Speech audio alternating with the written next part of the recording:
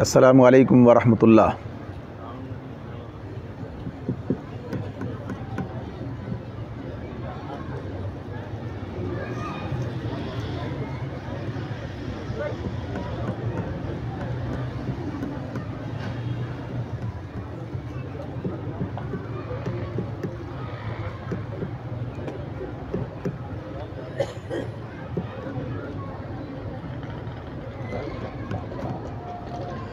السلام علیکم ورحمۃ اللہ۔ الحمدللہ وکفیٰ وسلام علی عبادہ الذین اصطفیٰ، اما بعد فاعوذ باللہ من الشیطان الرجیم، بسم اللہ الرحمن الرحیم۔ سورہ آل عمران کی آیت 58 سے ترجمے کا آغاز کر رہے ہیں۔ فرمایا اللہ رب العالمین نے، اے نبی یہ آیات اور حکمت سے لبریز تذکرے ہیں جو ہم تمہیں سنا رہے ہیں۔ اللہ کے نزدیک عیسیٰ کی مثال آدم کی سی ہے کہ اللہ نے اسے مٹی سے پیدا کیا اور حکم دیا کہ ہو جا، اور وہ ہو گیا۔ یہ اصل حقیقت ہے جو تمہارے رب کی طرف سے بتائی جا رہی ہے، اور تم ان لوگوں میں شامل نہ ہو جو اس میں شک کرتے ہیں۔ گزشتہ آیات میں وفد نجران کے حوالے سے یہ بات جاری تھی، انہیں بتایا جا رہا تھا کہ عیسیٰ علیہ السلام کے بارے میں ان کا جو عقیدہ ہے وہ درست نہیں ہے۔ انہوں نے اللہ کا بیٹا قرار دے دیا یا الوہیت میں شریک کر کے انہیں بھی الہ تسلیم کر لیا، تو یہ بے بنیاد عقیدے ہیں، ان کی کوئی بنیاد نہیں ہے۔ بات کا آغاز اس مقام سے کیا گیا کہ نہ صرف یہ کہ ان کے آباء و اجداد کا ذکر، بلکہ ان کی نانی ان کا آغاز کیا کہ انہوں نے کس طرح سے اپنی بیٹی مریم کو اللہ کے نظر کرنے کی نیت کی منت مانی، اور پھر اس کے بعد انہیں اللہ کی نظر کیا، اور پھر اس کے بعد عیسیٰ علیہ السلام پیدا ہوئے۔ غرض یہ کہ ساری باتیں بتانے کے بعد صرف اس بنیاد پر کہ تم عیسیٰ علیہ السلام کو اس لیے اللہ کا بیٹا یا الوہیت میں شریک قرار دیتے ہو کہ وہ بغیر باپ کے پیدا ہوئے ہیں، تو اللہ تعالیٰ نے یہ واضح طور پر یہ بات بتا دی کہ اللہ کے نزدیک عیسیٰ کی مثال آدم کی سی ہے کہ اللہ نے اسے مٹی سے پیدا کیا اور حکم دیا کہ ہو جا، اور وہ ہو گیا۔ یعنی بغیر باپ کے پیدا ہو جانا اگر کسی کو خدا یا خدا کا بیٹا قرار دینے کے لیے کافی دلیل ہو، تب تو پھر عیسائیوں کو آدم علیہ السلام کو بدرجہ اولا الہ تسلیم کرنا چاہیے، انہیں ماننا چاہیے، اس لیے کہ تو بغیر ماں اور بغیر باپ دونوں کے پیدا ہوئے ہیں۔ تو اس اعتبار سے یہ بات بتائی جا رہی ہے، جبکہ وہ تسلیم کرتے ہیں کہ آدم کو اللہ نے بنایا اور اللہ کے حکم سے آدم میں جان پڑی، تو اسی طرح سے یہ بات ہے کہ عیسیٰ علیہ السلام کو اللہ نے بغیر باپ کے پیدا کیا۔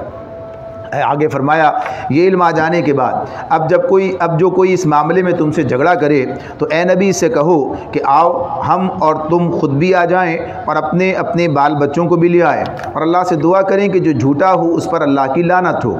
یہ بالکل صحیح واقعات ہیں، اور حقیقت یہ ہے کہ اللہ کے سوا کوئی الہ نہیں، اور وہ اللہ ہی کی ہستی ہے جس کی طاقت سب سے بالا اور جس کی حکمت نظام عالم میں کار فرما ہے۔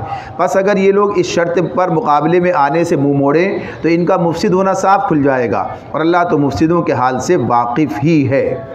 یہ بات جو اس آیت میں ہمارے سامنے آیات میں آ رہی ہے کہ ساری بات سمجھانے کے بعد، دلائل سے بات کو واضح کر دینے کے بعد اب ان سے یہ بات کی جا رہی ہے کہ اگر تم اپنے عقیدے میں ایسی پختہ ہو اور تمہیں یقین ہے کہ جو تمہارا عقیدہ ہے یہی درست ہے، تو آؤ چلو اس کی اس کا کام کیا جائے، ایک مباہلہ، اس کو کہتے ہیں مباہلہ، کہ آؤ تم بھی آ جاؤ اور اپنے بال بچوں کو بھی لے آؤ، اور ہم بھی آ جائیں اپنے بال بچوں کو لے آئیں، اور پھر دونوں مل کر یہ دعا کریں کہ جو جھوٹا ہو اس پر اللہ کی لعنت، جو جھوٹا ہو یعنی جو اپنی بات میں اپنے عقیدے میں اس پر اللہ کی لعنت۔ جب یہ معاملہ نبی اکرم صلی اللہ علیہ وسلم نے ان کے سامنے رکھا، اللہ تعالیٰ کی طرف سے یہ بات کہی گئی، تو آپ نے انہیں مباہلے کی دعوت دی کہ آؤ یہ کام کریں، تو وہ یہ بات سمجھتے تھے۔ یعنی یہ اب سوچنے کی بات ہے کہ ایک آدمی اپنے عقیدے میں پختگی حاصل نہ ہونے کے باوجود بھی جب ضد پر ہوتا ہے تو کس طرح سے اس پر جو ہے ڈٹا رہتا ہے۔ تو وفد نجران یہ بات جانتا تھا کہ یہ اللہ کے رسول ہیں، اور اگر ان کے ساتھ مل کر یہ بات کہی گئی اور اس پر انہوں نے جو ہے یہ دعا کی تو پھر ہمارا معاملہ بالکل ہی باقی نہ رہے گا، یعنی خراب ہو جائے گا۔ اس لیے وہ میدان مقابلے سے منہ موڑ گئے، یعنی اس کے اوپر جو ہے وہ تیار نہیں ہوئے، اور انہوں نے یہ طے کر لیا کہ اسلام بھی قبول نہیں کریں گے اور جزیہ دے کر ذمہ بن کر رہنا قبول کر لیں گے۔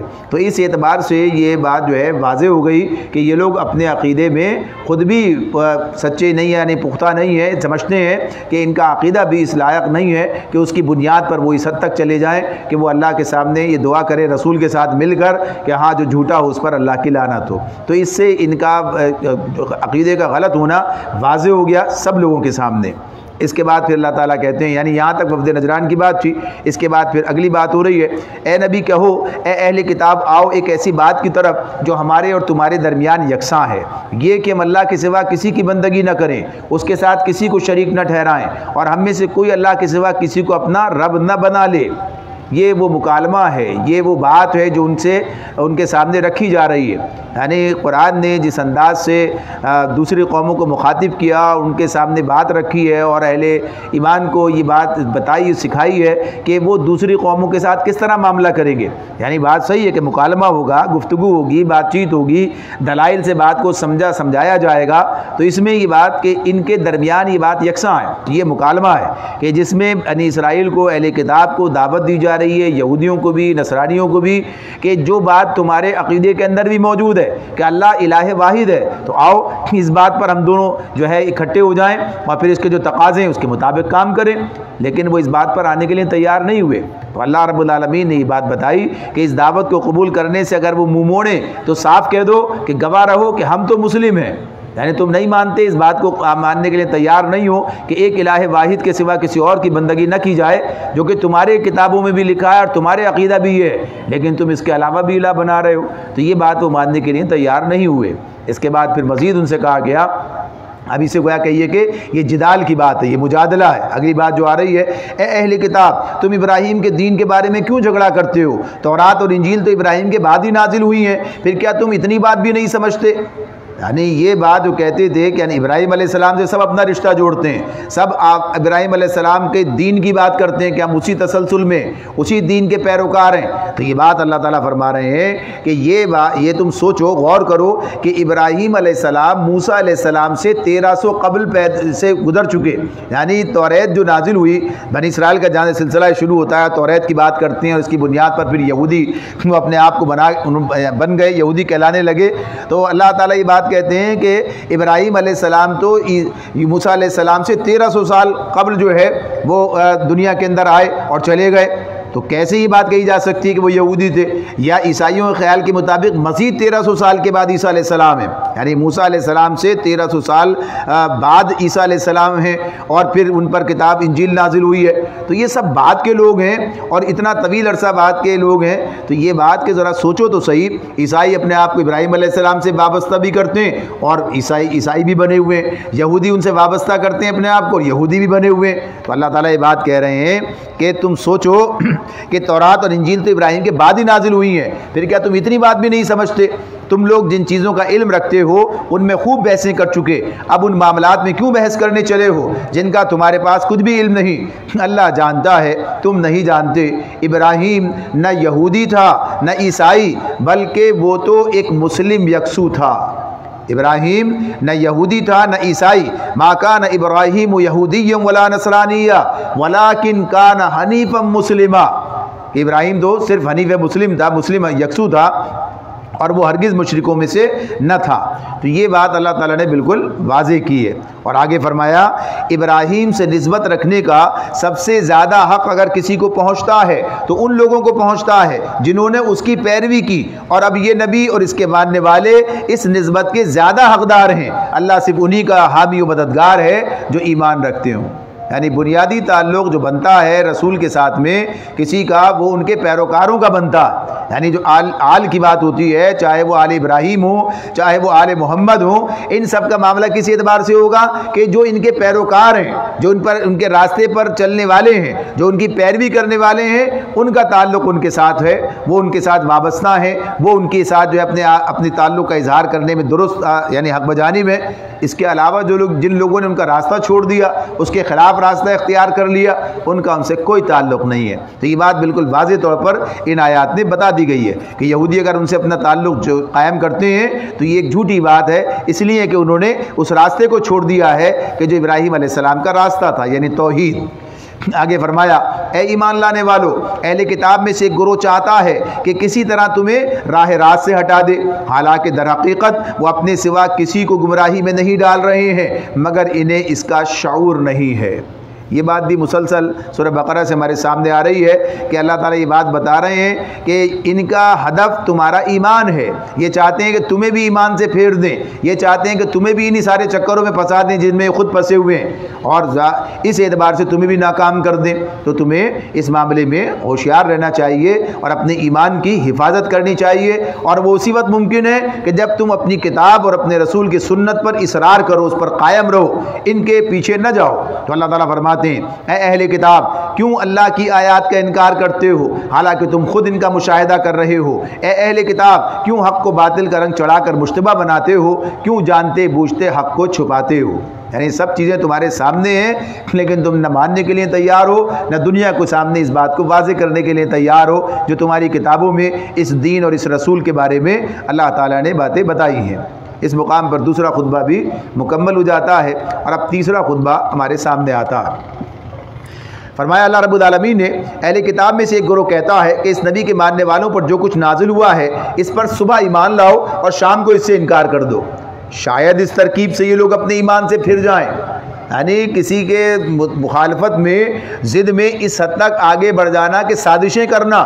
تو یہ معاملہ ان کا تھا کہ ہم اگر یہ ایمان لائیں اور ایمان لا کر پھر صبح ایمان لائیں شام کو انکار کر دیں، یعنی کچھ عرصے کے بعد کر دیں، تو لوگوں کے سامنے کہنے کا ہم حق رکھیں گے یا کہ لوگوں کو گمراہ کرنے کی یا انہیں گویا کہیے کہ اس اعتبار سے ان کے دل میں وسوسہ ڈالنے کی بات، بھائی ہم تو آئے تھے لیکن ہم نے یہاں کچھ پایا ہی نہیں، ہم تو حق سمجھ کر آئے لیکن آ کر دیکھا تو اس کے خلاف نکلا لہذا ہم چلے گئے۔ تو یہ سازش کرنا چاہیے لیکن بات یہ ہے اس میں بھی ناکام ہوئے۔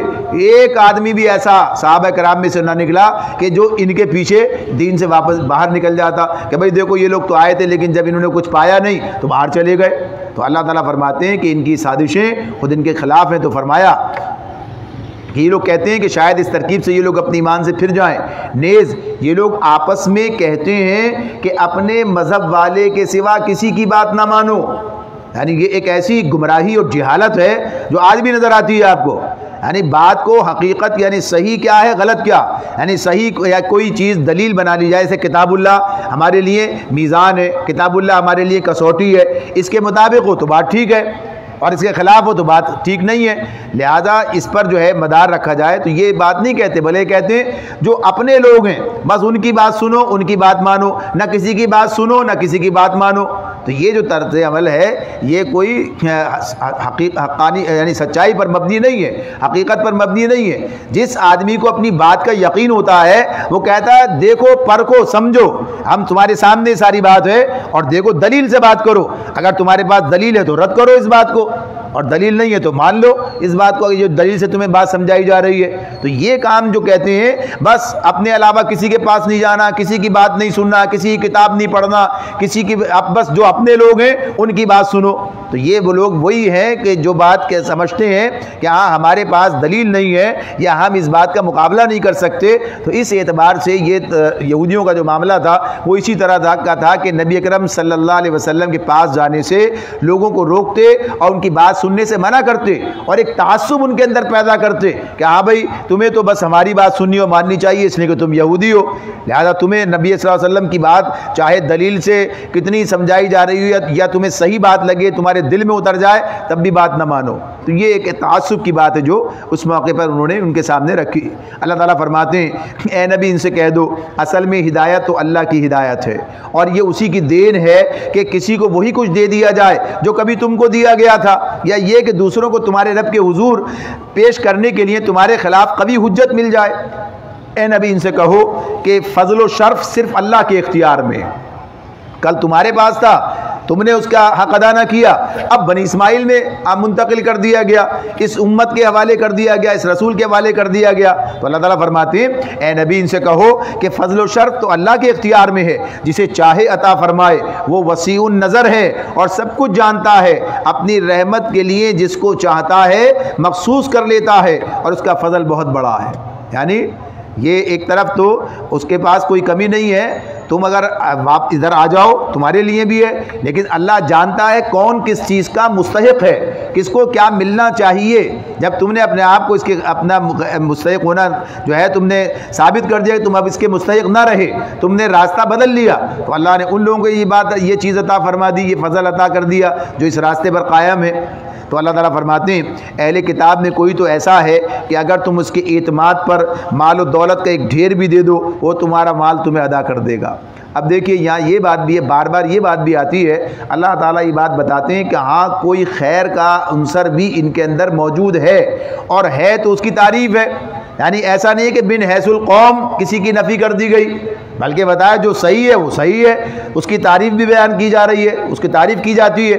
تو اللہ تعالیٰ یہاں بتا رہے ہیں کہ اہل کتاب میں کوئی ایسا بھی ہے، وَمِنْ أَهْلِ الْكِتَابِ مَنْ إِنْ تَأْمَنُ بِقِنْطَارٍ يُؤَدِّيهِ إِلَيْكَ۔ تو اہل کتاب میں کوئی ایسا بھی ہے کہ اگر تم اس کے اعتماد پر مال و دولت کا ایک ڈھیر بھی دے دو تو وہ تمہارا مال تمہیں واپس کر دے گا، یعنی امانت دار ہے۔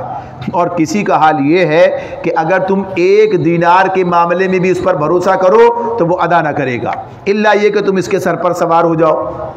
ان کی اس اخلاقی حالت کا سبب یہ ہے کہ وہ کہتے ہیں کہ امیوں یعنی غیر یہودیوں کے معاملے میں ہم پر کوئی مواخذہ نہیں ہے، اور وہ یہ بات محض جھوٹ گڑھ کر اللہ کی طرف منسوب کرتے ہیں، حالانکہ انہیں معلوم ہے کہ اللہ نے ایسی کوئی بات نہیں فرمائی ہے۔ یعنی ان کا یہ عقیدہ ان کی کتابوں میں لکھا ہوا ہے، کسی اور جگہ کی بات نہیں ہے، ان کی کتابوں میں لکھا ہوا ہے کہ غیر یہودی جنہیں وہ امی کہتے ہیں، ان کے معاملے میں جو زیادتی کی جائے، جو ناانصافی کی جائے، جو ظلم کیا جائے، اس پر کوئی مواخذہ نہیں ہے۔ یعنی ان کے معاملے میں وہ انسانیت کے مرتبے پر بھی انہیں جو ہے اس وقت تک بھی نہیں سمجھتے کہ یہ ان کے ساتھ وہ معاملہ کیا جائے، بلکہ کہتے ہیں کہ جیسے بھی ہو ان کے معاملے میں تمہیں اجازت ہے، تمہارے پاس اس کا حق ہے کہ ان کے خلاف کام کرو۔ ان کی کتاب میں یہ بات لکھی ہوئی ہے جس میں وہ کہتے ہیں یعنی کہ اگر ان میں اپنے درمیان اپنے منصفوں کو یا اپنے قاضیوں اور ججوں کو کہتے ہیں کہ اگر تمہارے پاس ایک یہودی اور غیر یہودی کا مقدمہ آ جائے اور تم یہ دیکھو کہ تم اپنے قانون کے تحت اپنے یہودی کو جتا سکتے ہو تو اس کے مطابق اس کے حق میں فیصلہ کرو اور کہو کہ یہ ہمارا قانون ہے اس لیے ہم اس قانون کے مطابق فیصلہ کرتے ہیں اور یہودی کو جتاؤ، اور اگر تم یہ دیکھو کہ سامنے والے کے قانون کے مطابق تم اس پر اپنے آدمی کو جو ہے جتا سکتے ہو تو اس کے مطابق کرو، چاہے تو اور یہ کہو کہ یہ تمہارا قانون ہے اس لیے ہم یہ کام کرتے ہیں، اس کو جتاتے ہیں۔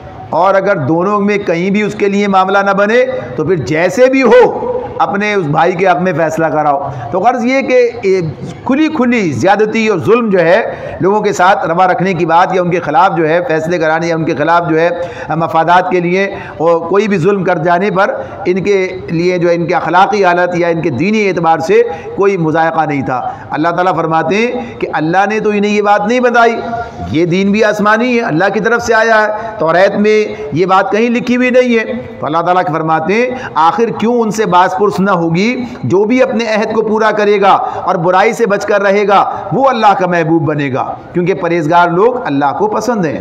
قرآن مجید میں بھی اللہ تعالیٰ ہم سے یہ بات کہتے ہیں کہ کسی قوم کی دشمنی تمہیں اس بات پر آمادہ نہ کر دے کہ تم عدل سے باز رہ جاؤ، یعنی دشمنوں کے ساتھ بھی عدل کرنا ہے۔ اللہ تعالیٰ اس میں کہتے ہیں کہ اگر تم نے ان کے یعنی عدل کے خلاف کام کیا تو یاد رکھو کہ اللہ تعالیٰ تم سے باز پرس کرے گا۔ تو اس معاملے میں واضح طور پر یہ بات بتا دی گئی کہ عدل اپنے ساتھ بھی اور دنیا کے ساتھ سب کے ساتھ عدل کا معاملہ ہے، ظلم کسی کے ساتھ بھی نہیں کیا جا سکتا ہے۔ یہ اس بنیاد پر کہ یہ غیر مسلم ہے یا اس بنیاد پر کہ یہ جو ہے کہیے کہ لادین ہے یا بے دین ہے یا فاسق ہے، جہاں تک عدل کا معاملہ ہوگا انصاف کی بات ہوگی اس میں سب برابر ہے اور عدل کے مطابق معاملات کیے جائیں گے۔ یہ اسلام کی تعلیم ہے اور اللہ نے یہی تعلیم ہر موقع پر ہر ایک کو دی ہے۔ تو جو یہودی بن گئے انہیں بھی یہی تعلیم دی گئی تھی، مگر انہوں نے اسے ختم کر کے اور یہ بات طے کر لی کہ یہودیوں کی حمایت کریں گے چاہے معاملہ کسی طرح کا بھی ہو۔ آگے فرمایا اللہ تعالیٰ نے رہے وہ لوگ جو اللہ کے عہد اور اپنی قسموں کو تھوڑی قیمت پر بیچ ڈالتے ہیں تو ان کے لیے آخرت میں کوئی حصہ نہیں۔ اللہ قیامت کے روز نہ ان سے بات کرے گا، نہ ان کی طرف دیکھے گا اور نہ انہیں پاک کرے گا، بلکہ ان کے لیے تو سخت دردناک سزا ہے۔ یعنی جو بات کی اللہ نے اولئک لا خلاق لهم فی الآخرہ ولا یکلمہم اللہ ولا ینظر الیہم یوم القیامہ، یعنی بات کہنے منہ تک نہیں لگائے گا اللہ تعالیٰ ایسے لوگوں کو جو لوگوں کے ساتھ ظالمانہ رویہ اختیار کرتے ہیں اور ان کے ساتھ جو ہے ظلم کا معاملہ کرتے ہیں۔ فرمایا اللہ تعالیٰ نے ان میں کچھ لوگ ایسے ہیں جو کتاب پڑھتے ہوئے اس طرح زبان کا الٹ پھیر کرتے ہیں کہ تم سمجھو جو کچھ وہ پڑھ رہے ہیں وہ کتاب ہی کی عبارت ہے، حالانکہ وہ کتاب کی عبارت نہیں ہوتی۔ وہ کہتے ہیں یہ جو کچھ ہم پڑھ رہے ہیں یہ اللہ کی طرف سے ہے، حالانکہ وہ اللہ کی طرف سے نہیں ہوتا، وہ جان بوجھ کر جھوٹ بات اللہ کی طرف منسوب کرتے ہیں۔ یہ بات بھی بار بار بیان ہوئی ہے کہ ان کا یہ معاملہ کہ یہ تحریف کتاب کے بھی مجرم ہیں، یعنی یہ اپنی کتاب قرآن کی بات نہیں ہو رہی ہے، توریت کو بھی لوگوں کے سامنے پورا بیان نہیں کرتے بلکہ اپنی منمانی چیزیں اس کے اندر شامل کر کے اس طرح بیان کر دیتے ہیں گویا یہ اللہ کی بات ہو رہی ہے۔ تو اس اعتبار سے گویا یہ تحریف کتاب جو ہے یہ اس کے عادی مجرم ہیں۔ آگے فرمایا کسی انسان کا یہ کام نہیں ہے کہ اللہ تو اس کو کتاب اور حکم اور نبوت عطا فرمائے اور وہ لوگوں سے کہے کہ اللہ کے بجائے تم میرے بندے بن جاؤ، وہ تو یہی کہے گا کہ سچے ربانی بنو، جیسا کہ اس کتاب کی تعلیم کا تقاضا ہے جسے تم پڑھتے اور پڑھاتے ہو۔ یعنی رسولوں نے کبھی یہ بات نہیں کہی کہ تم شرک کرو، یہ تو لوگوں کا اپنا معاملہ ہے۔ آگے فرمایا وہ تم سے ہرگز یہ نہ کہے گا، یعنی اسے اللہ نے اپنی کتاب عطا کی ہے، نبی کی بات ہو رہی ہے، وہ تم سے ہرگز یہ نہ کہے گا کہ فرشتوں کو یا پیغمبروں کو اپنا رب بنا لو۔ کیا یہ ممکن ہے کہ ایک نبی تمہیں کفر کا حکم دے جبکہ تم مسلم ہو؟ ایک نبی جو بات کہے گا وہ تو شرک کے خلاف بات، توحید کی بات کرے گا، وہ تو خود مسلم ہے اور لوگوں کو مسلم بنانے کے لیے آیا ہے۔ فرمایا یاد کرو اللہ نے پیغمبروں سے عہد لیا تھا کہ آج میں نے تمہیں کتاب اور حکمت اور دانش سے نوازا ہے، کل اگر کوئی دوسرا رسول تمہارے پاس اسی تعلیم کی تصدیق کرتا ہوا آئے جو پہلے سے تمہارے پاس موجود ہے تو تم کو اس پر ایمان لانا ہوگا اور اس کی مدد کرنی ہوگی۔ یہ ارشاد فرما کر اللہ نے ان سے پوچھا کیا تم اس کا اقرار کرتے ہو اور اس پر میری طرف سے عہد کی بھاری ذمہ داری اٹھاتے ہو؟ انہوں نے کہا ہاں ہم اقرار کرتے ہیں۔ اللہ نے فرمایا اچھا تو گواہ رہو اور میں بھی تمہارے ساتھ گواہ ہوں، اس کے بعد جو اپنے عہد سے پھر جائے وہی فاسق ہے، وہی فاسق ہے۔ یہ جو عہد جس کا ذکر یہاں اس آیت میں ہمارے سامنے آ رہا ہے، اس سے یہ بات پتہ چلتی ہے کہ اللہ تعالیٰ نے ہر پیغمبر سے اس بات کا عہد لیا اور یہ بات بتائی کہ تمہارے بعد جو رسول آئے گا، اور یہ اپنی امت کو بتاؤ، یہ بات رسول نے اپنی امت کو بتائی کہ تمہارے بعد جو رسول آئے گا تمہیں اس پر ایمان بھی لانا ہوگا، اس کا ساتھ بھی دینا ہوگا۔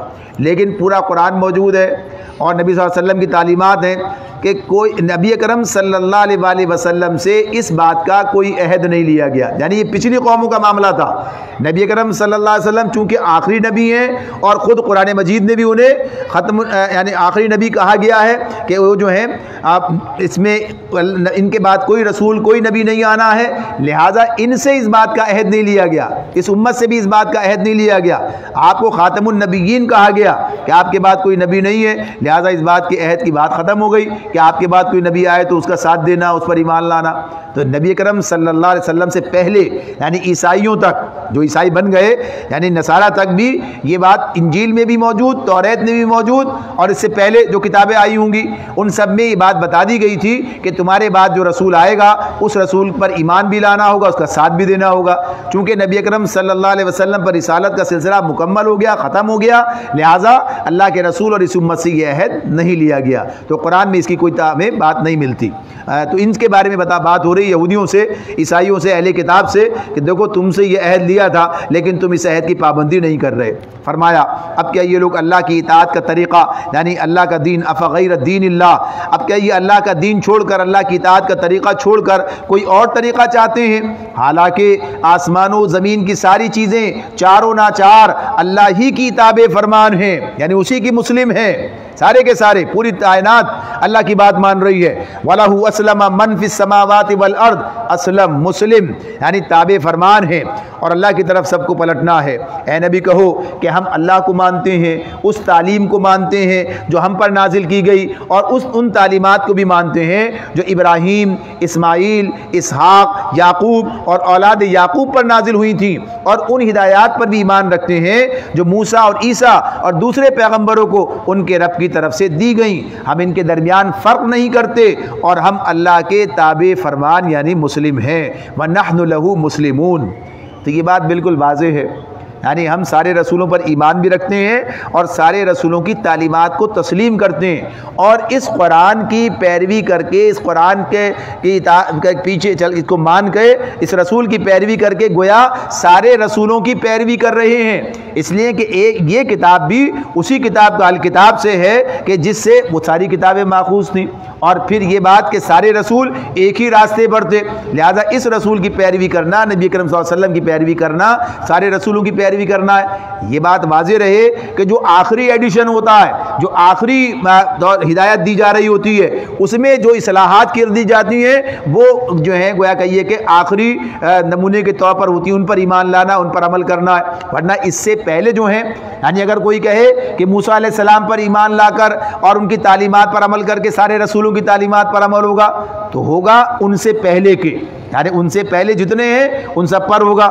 لیکن ان کے بعد جو آ رہے ہیں اور جو چیزیں اللہ تعالیٰ نے مزید بتائی ہیں وہ اسی وقت ممکن ہے عمل پیرا ان پر ہونا کہ جب اس رسول کی، جو آخری رسول ہے، اس کے اوپر اترنے والی کتاب اور اس کے پاس آنے والی تعلیمات پر عمل کرنا، سارے رسولوں کی تعلیمات پر عمل کرنا ہوگا، اس لیے کہ یہ اسی کا تسلسل ہے جو نبی اکرم صلی اللہ علیہ وسلم پر آ کر مکمل ہو گیا ہے۔ تو اس اعتبار سے یہ امت سارے رسولوں کی پیروی بھی کرتی ہے اور سب کو تسلیم بھی کرتی ہے۔ فرمایا اس فرما برداری یعنی اسلام، وَمَن يَبْتَغِ غَيْرَ الْإِسْلَامِ دِينًا فَلَن يُقْبَلَ مِنْهُ، یہ بات دین کے والے سے کل آ رہی تھی آپ کے سامنے کہ اس فرما برداری یعنی اس دین اسلام کے سوا جو شخص کوئی اور طریقہ اختیار کرنا چاہے اس کا وہ طریقہ ہرگز قبول نہ کیا جائے گا اور آخرت میں وہ ناکام و نامراد رہے گا، یعنی اسلام کے سوا کوئی دین قابل قبول نہیں ہے۔ یعنی جیسے لوگ کہتے ہیں کہ بھائی وہ بھی دین کی بات کرتے ہیں، ان کے پاس بھی کتاب ہے، وہ بھی جو کام کر رہے ہیں درست کر رہے ہیں، ان کی بھی تعلیمات دیکھیے، اخلاقیات دیکھیے ساری، اور ویسے تو ہمارا اپنا حال خراب ہے، تو یہ ساری باتیں درست نہیں ہیں۔ جو چیز اللہ تعالیٰ نے بتا دی وہ یہ کہ اسلام، اور اسلام کون سا اسلام ہے؟ اسلام وہی ہے جو قرآن و سنت میں اللہ تعالیٰ نے عطا فرمایا ہے، اس کے سوا کچھ نہیں۔ تو یہ ہے جو اللہ تعالیٰ کی طرف سے ہم تک منتقل، انسانوں تک منتقل کر دیا گیا۔ اب اس کے سوا کوئی بھی طریقہ لوگ اختیار کریں وہ طریقہ اللہ کے پاس قابل قبول نہیں ہے، یعنی اسے اللہ کی طرف سے قبولیت کی سند حاصل نہیں ہے، لہذا اس پر کوئی اجر نہیں ہے، اور اس پر عمل پیرا ہونے کا مطلب بھی اللہ کی نافرمانی ہے، چاہے وہ اللہ کی طرف منسوب ہی کیوں نہ کیا جا رہا ہو۔ تو یہ بات بتا دی گئی کہ اسلام جو قرآن و سنت سے ہمارے سامنے آتا ہے، اسی پر عمل پیرا ہونا اور اسی پر عمل کر کے اللہ کے پاس پہنچنا انسان کو کامیاب کرے گا۔ آگے فرمایا کیسے ہو سکتا ہے کہ اللہ ان لوگوں کو ہدایت بخشے جنہوں نے نعمت ایمان پا لینے کے بعد پھر کفر اختیار کیا، حالانکہ وہ خود اس بات پر گواہی دے چکے ہیں کہ یہ رسول حق پر ہے اور ان کے پاس روشن نشانیاں بھی آ چکی ہیں۔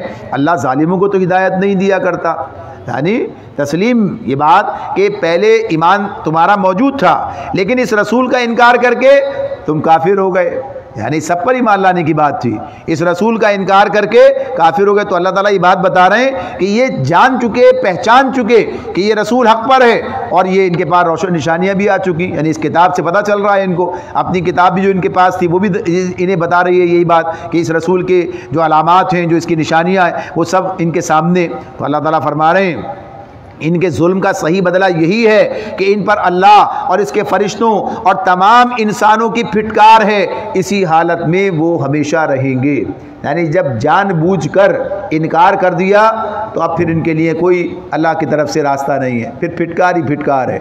آگے فرمایا نہ ان کی سزا میں اسی حالت میں وہ ہمیشہ رہیں گے، نہ ان کی سزا میں تخفیف ہوگی اور نہ انہیں مہلت دی جائے گی، البتہ وہ لوگ بچ جائیں گے جو اس کے بعد توبہ کر کے اپنے طرز عمل کی اصلاح کر لیں۔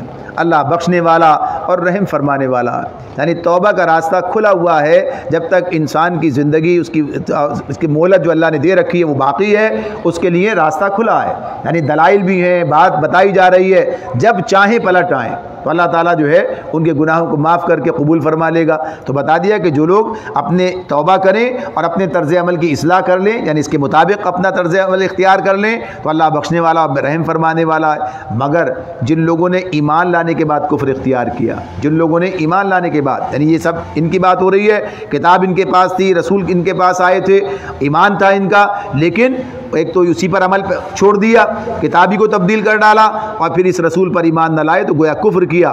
اور اس کے علاوہ بھی یہ بات ہے کہ اگر کوئی شخص مسلمان ہو کر ارتداد یعنی مرتد ہو جائے تو اس کا معاملہ بھی اسی طرح سے ہے۔ تو فرمایا جن لوگوں نے ایمان لانے کے بعد کفر اختیار کیا پھر اپنے کفر میں بڑھتے چلے گئے، یعنی صرف انکاری پر بس نہ کی بلکہ عملاً مخالفت اور مزاحمت پر بھی آمادہ ہو گئے، لوگوں کو اللہ کے راستے سے روکنے کی کوشش میں ایڑی چوٹی تک کا زور لگا دیا، شبہات پیدا کیے، بدگمانیاں پھیلائیں، دلوں میں وسوسے ڈالے، بدترین سازشیں اور ریشہ دوانیاں کی تاکہ نبی کا مشن کسی طرح کامیاب نہ ہونے پائے، یعنی کفر میں بڑھتے چلے گئے۔ صدن عن السبیل یعنی بات جو ہے اللہ کے راستے سے روکنے کی بات، تو اس اعتبار سے یہ کہ ایک تو ہوتا ہے انکار کیا، خود نہیں مانا، ایک طرف بیٹھ گئے، نہیں سمجھ میں آتا، نہیں مانتے، ختم۔ لیکن اس میں اور آگے بڑھ کر دوسروں کے لیے بھی رکاوٹ کھڑی کرنا اور رسول کے مشن کو ناکام کرنے کے لیے طرح طرح کی سازشیں کرنا، یہ سارا کام یہ لوگ کرتے رہے۔ تو اللہ تعالیٰ فرماتے ہیں کہ جو لوگ کفر میں بڑھتے چلے گئے ان کی توبہ ہرگز قبول نہ ہوگی، اس لیے کہ یہ اس راستے پر آگے بڑھ کر پھر انہیں توبہ کی توفیق ہی نہیں ملے گی، جس راستے پر یہ چلے گئے۔ فرمایا یہ لوگ تو پکے گمراہ، ایسے لوگ تو پکے گمراہ ہیں۔ یقین رکھو جن لوگوں نے کفر اختیار کیا اور کفری کی حالت میں جان دی، ان میں سے کوئی اگر اپنے آپ کو سزا سے بچانے کے لیے روئے زمین بھر کر بھی سونا فدیے میں دے تو اسے قبول نہ کیا جائے گا۔ ایسے لوگوں کے لیے دردناک سزا تیار ہے اور وہ اپنا کوئی مددگار نہ پائیں گے۔ یہ بات جو یہاں پر ہے اور آگے بھی ہمارے سامنے آئے گی، اللہ تعالیٰ فرما رہے ہیں کہ ان الذین کفروا وماتوا وهم کفار فلن يقبل من احدهم ملء الارض ذهبا ولو افتدى به، یعنی روئے زمین بھر کر سونا فدیے میں دینا چاہیں قبول نہیں ہوگا۔ یہ بات تو اپنی جگہ ہے کہ آخرت میں کسی کے پاس کچھ بھی نہیں ہوگا، کہاں سے دے گا؟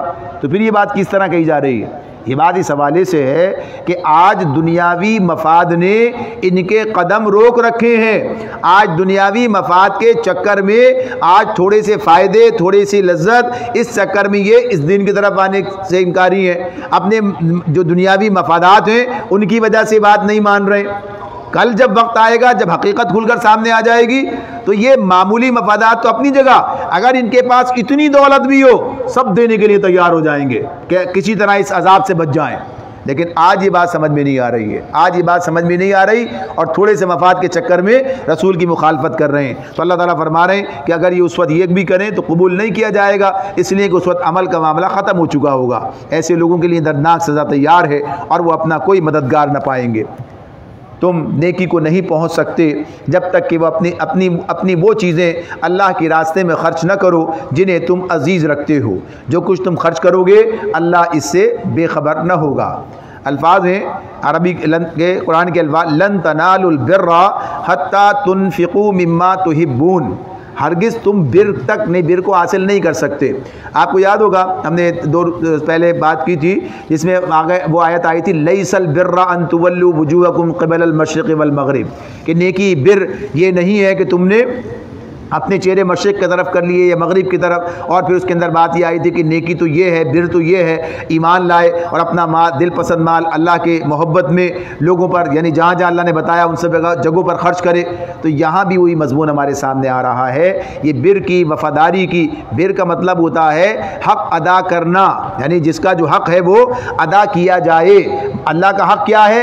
اللہ کے ساتھ تعلق قائم، یعنی وفادار ہو اللہ کا، اللہ کے آگے جھک جائے، اس کا مطیع فرمان ہو۔ تو غرض یہ کہ اس معاملے میں اسی سے ابرار ہے، بر سے، کہ جو لوگ بر اختیار کرتے ہیں وہ ابرار کہلاتے ہیں، اللہ کے نیک بندے کہلاتے ہیں۔ تو نیکی اس کا ترجمہ کرتے ہیں، لیکن اس میں اور زیادہ وسعت ہے اس اعتبار سے کہ حق ادا کرنے کی کوشش۔ تو یہ بات بتائی جا رہی ہے کہ یہ اسی وقت ممکن ہے کہ جب آدمی اپنی دل پسند چیزیں بھی اللہ کے راستے میں خرچ کرنے کے لیے تیار ہو۔ یہ بات اب یہودیوں کا معاملہ، بات تو انہی سے چلی آ رہی تھی، بنی اسرائیل سے چلی آ رہی تھی، آ کے اہل ایمان بھی اس کے مخاطب ہو جاتے ہیں بعض مقامات پر۔ تو یہاں پر یہ سب کے لیے بات ہے۔ تو یہاں ان کا معاملہ یہی تھا کہ دنیاوی مفادات نے انہیں اس بات پر آمادہ کر رکھا تھا کہ یہ رسول کی مخالفت کر رہے ہیں اور سمجھتے ہیں کہ آخرت ان کی ہے۔ تو اللہ تعالیٰ یہ بات بتا رہے ہیں کہ تم اپنی وہ تمام چیزیں جو تمہیں پسند ہیں، تو پسند کے معاملے میں یہ بات یاد رہے کہ صرف مال کا معاملہ ہی نہیں ہوتا۔ بعض اوقات آدمی اپنے وقار کا معاملہ سمجھتا ہے، یار اس کی بات مان لی تو وقار ہمارا، اچھا انہیں بڑا مان لے پھر ہمارا کیا بنے گا، ہم تو چھوٹے ہو گئے۔ یعنی اس طرح سے کبھی ان کا وقار کا جو اپنے سمجھ رہے ہوتے ہیں، اپنی عزت کا خیال، اپنے وقار کا خیال انہیں گناہ پر جما دیتا ہے۔ یہ مضمون بھی ہم پیچھے پڑھ کر آئے ہیں، یعنی کہ ہم کیسے غلطی تسلیم کر لیں، ہم کیسے اپنا جو ہے پہلے غلط ہونا مان لیں کہ ہاں ہم غلط تھے اور اب صحیح ہو گئے۔ تو یہ چیزیں، یا اپنی انا کا معاملہ کہ انا کے اسیر ہو جاتے ہیں۔ تو اس اعتبار سے جو بھی چیز انسان کے سامنے آ جائے، رکاوٹ بن جائے، اسے اللہ کے راستے میں چھوڑنے کے لیے تیار ہو جائے۔ تو یہاں بھی یہی بات ہے کہ چاہے مال کا معاملہ ہو، چاہے کسی بھی چیز کا معاملہ ہو، چاہے آدمی کے اپنے گویا کہ یہ آرام و آسائش کا معاملہ ہو، یا کسی اور کوئی اس کے اپنے پیش نظر چیزیں ہوں، وہ تمام چیزیں اور تمام رشتے، وہ تمام معاملات اللہ کی محبت کے تابع ہیں۔ اللہ کا دین اگر تقاضا کرے گا تو ہم سب کچھ پیش کرنے کے لیے تیار ہیں، چاہے مال ہو، چاہے جان ہو، چاہے اوقات ہو، ہر چیز جو ہے دینے کے لیے آمادہ ہے۔ تو یہ بات اللہ تعالیٰ کہتے ہیں کہ یہ بر کو یعنی نیکی تک پہنچنے کا ذریعہ ہے۔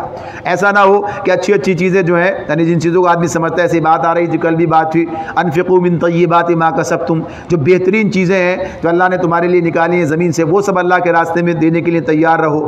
تو یہاں بھی یہی بات ہے کہ آدمی بہترین چیز دے۔ فرمایا اور جو کچھ تم خرچ کرو گے اللہ اس سے بے خبر نہ ہوگا۔ کھانے کی یہ ساری چیزیں جو شریعت محمدی میں حلال ہیں، بنی اسرائیل کے لیے بھی حلال تھیں۔ البتہ بعض چیزیں ایسی تھیں جنہیں تورات کے نازل کیے جانے سے پہلے اسرائیل یعنی یعقوب علیہ السلام نے خود اپنے اوپر حرام کر لیا تھا۔ ان سے کہو اگر تم اپنے اعتراض میں سچے ہو تو لاؤ تورات اور پیش کرو اس کی کوئی عبارت۔ اس کے بعد بھی جو لوگ اپنی جھوٹی گھڑی ہوئی باتیں اللہ کی طرف منسوب کرتے ہیں وہی در حقیقت ظالم ہیں۔ کہو اللہ نے جو کچھ فرمایا ہے سچ فرمایا ہے، تم کو یکسو ہو کر ابراہیم کے طریقے کی پیروی کرنی چاہیے، اور ابراہیم شرک کرنے والوں میں سے نہ تھا۔ جب بات یہ ہو رہی ہے کہ اصل طریقہ ابراہیم کا ہے، تو ابراہیم علیہ السلام سے بات یا تو منسوب ہو یا کتاب توریت میں لکھی ہوئی ہو تو بات ہے۔ تو انہوں نے اپنے طور پر جن چیزوں کو شامل کر لیا تھا اپنی شریعت کے اندر، ان کی نفی کی جا رہی ہے۔ ظاہر ہے کہ جب یہ شریعت آ گئی نبی صلی اللہ علیہ وسلم کے پاس کے حوالے سے، آپ کے ذریعے سے، تو اس میں حتمی طور پر چیزوں کے حلال و حرام کے معاملات واضح کر دیے گئے، اور یہ بات بتائی گئی ہے کہ جو چیز حرام ہے وہ ہمیشہ سے حرام ہے، اور جو چیز حلال ہے وہ ہمیشہ سے حلال ہے۔ ایسا نہیں لوگوں نے خود اپنی طرف سے منمانی کر کے چیزوں کو آگے پیچھے کیا، یعنی جو لوگ درمیان میں آئے، جو چیز آج حلال ہے وہی چیز کل بھی حلال تھی، جو چیز آج حرام ہے وہ کل بھی حرام تھی۔ اللہ تعالیٰ فرماتے ہیں بے شک سب سے پہلی عبادت گاہ جو انسانوں کے لیے تعمیر ہوئی وہ وہی ہے جو مکے میں واقع ہے۔ اس کو خیر و برکت دی گئی تھی اور تمام جہان والوں کے لیے مرکز ہدایت بنایا گیا تھا۔ اس میں کھلی ہوئی نشانیاں ہیں، ابراہیم کا مقام عبادت ہے، اور اس کا حال یہ ہے کہ جو اس میں داخل ہوا مامون ہو گیا۔ لوگوں پر اللہ کا یہ حق ہے کہ جو اس گھر تک پہنچنے کی استطاعت رکھتا ہو وہ اس کا حج کرے، اور جو کوئی اس حکم کی پیروی سے انکار کرے تو اسے معلوم ہونا چاہیے کہ اللہ تمام دنیا والوں سے بے نیاز ہے۔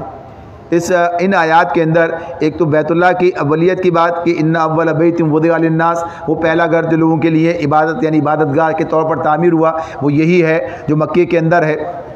تو ایک تو اس کے بارے میں بات، اس کا قدیم ہونا بتایا گیا۔ اس کا ایک نام جو سورہ حج میں ہمارے سامنے ہے بیت العتیق ہے، یعنی قدیم گھر۔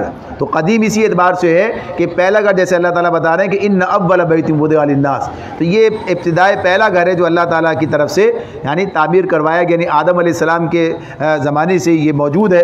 تو اس کے بارے میں یہ بات ہمارے سامنے آتی ہے کہ اس وقت یہ تعمیر کیا گیا اور پھر طوفان نوح کے نتیجے میں یہ منہدم ہو گیا، لیکن اس کی بنیادیں باقی رہی اور ابراہیم علیہ السلام نے اسے اثر نو تعمیر کیا۔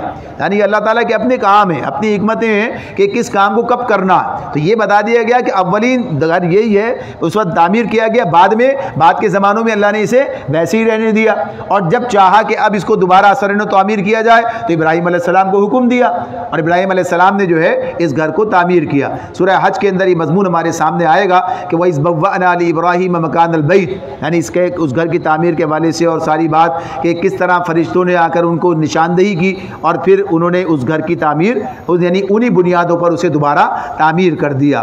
تو یہ اس گھر کی قدیم ہونے کی بات ہو رہی ہے۔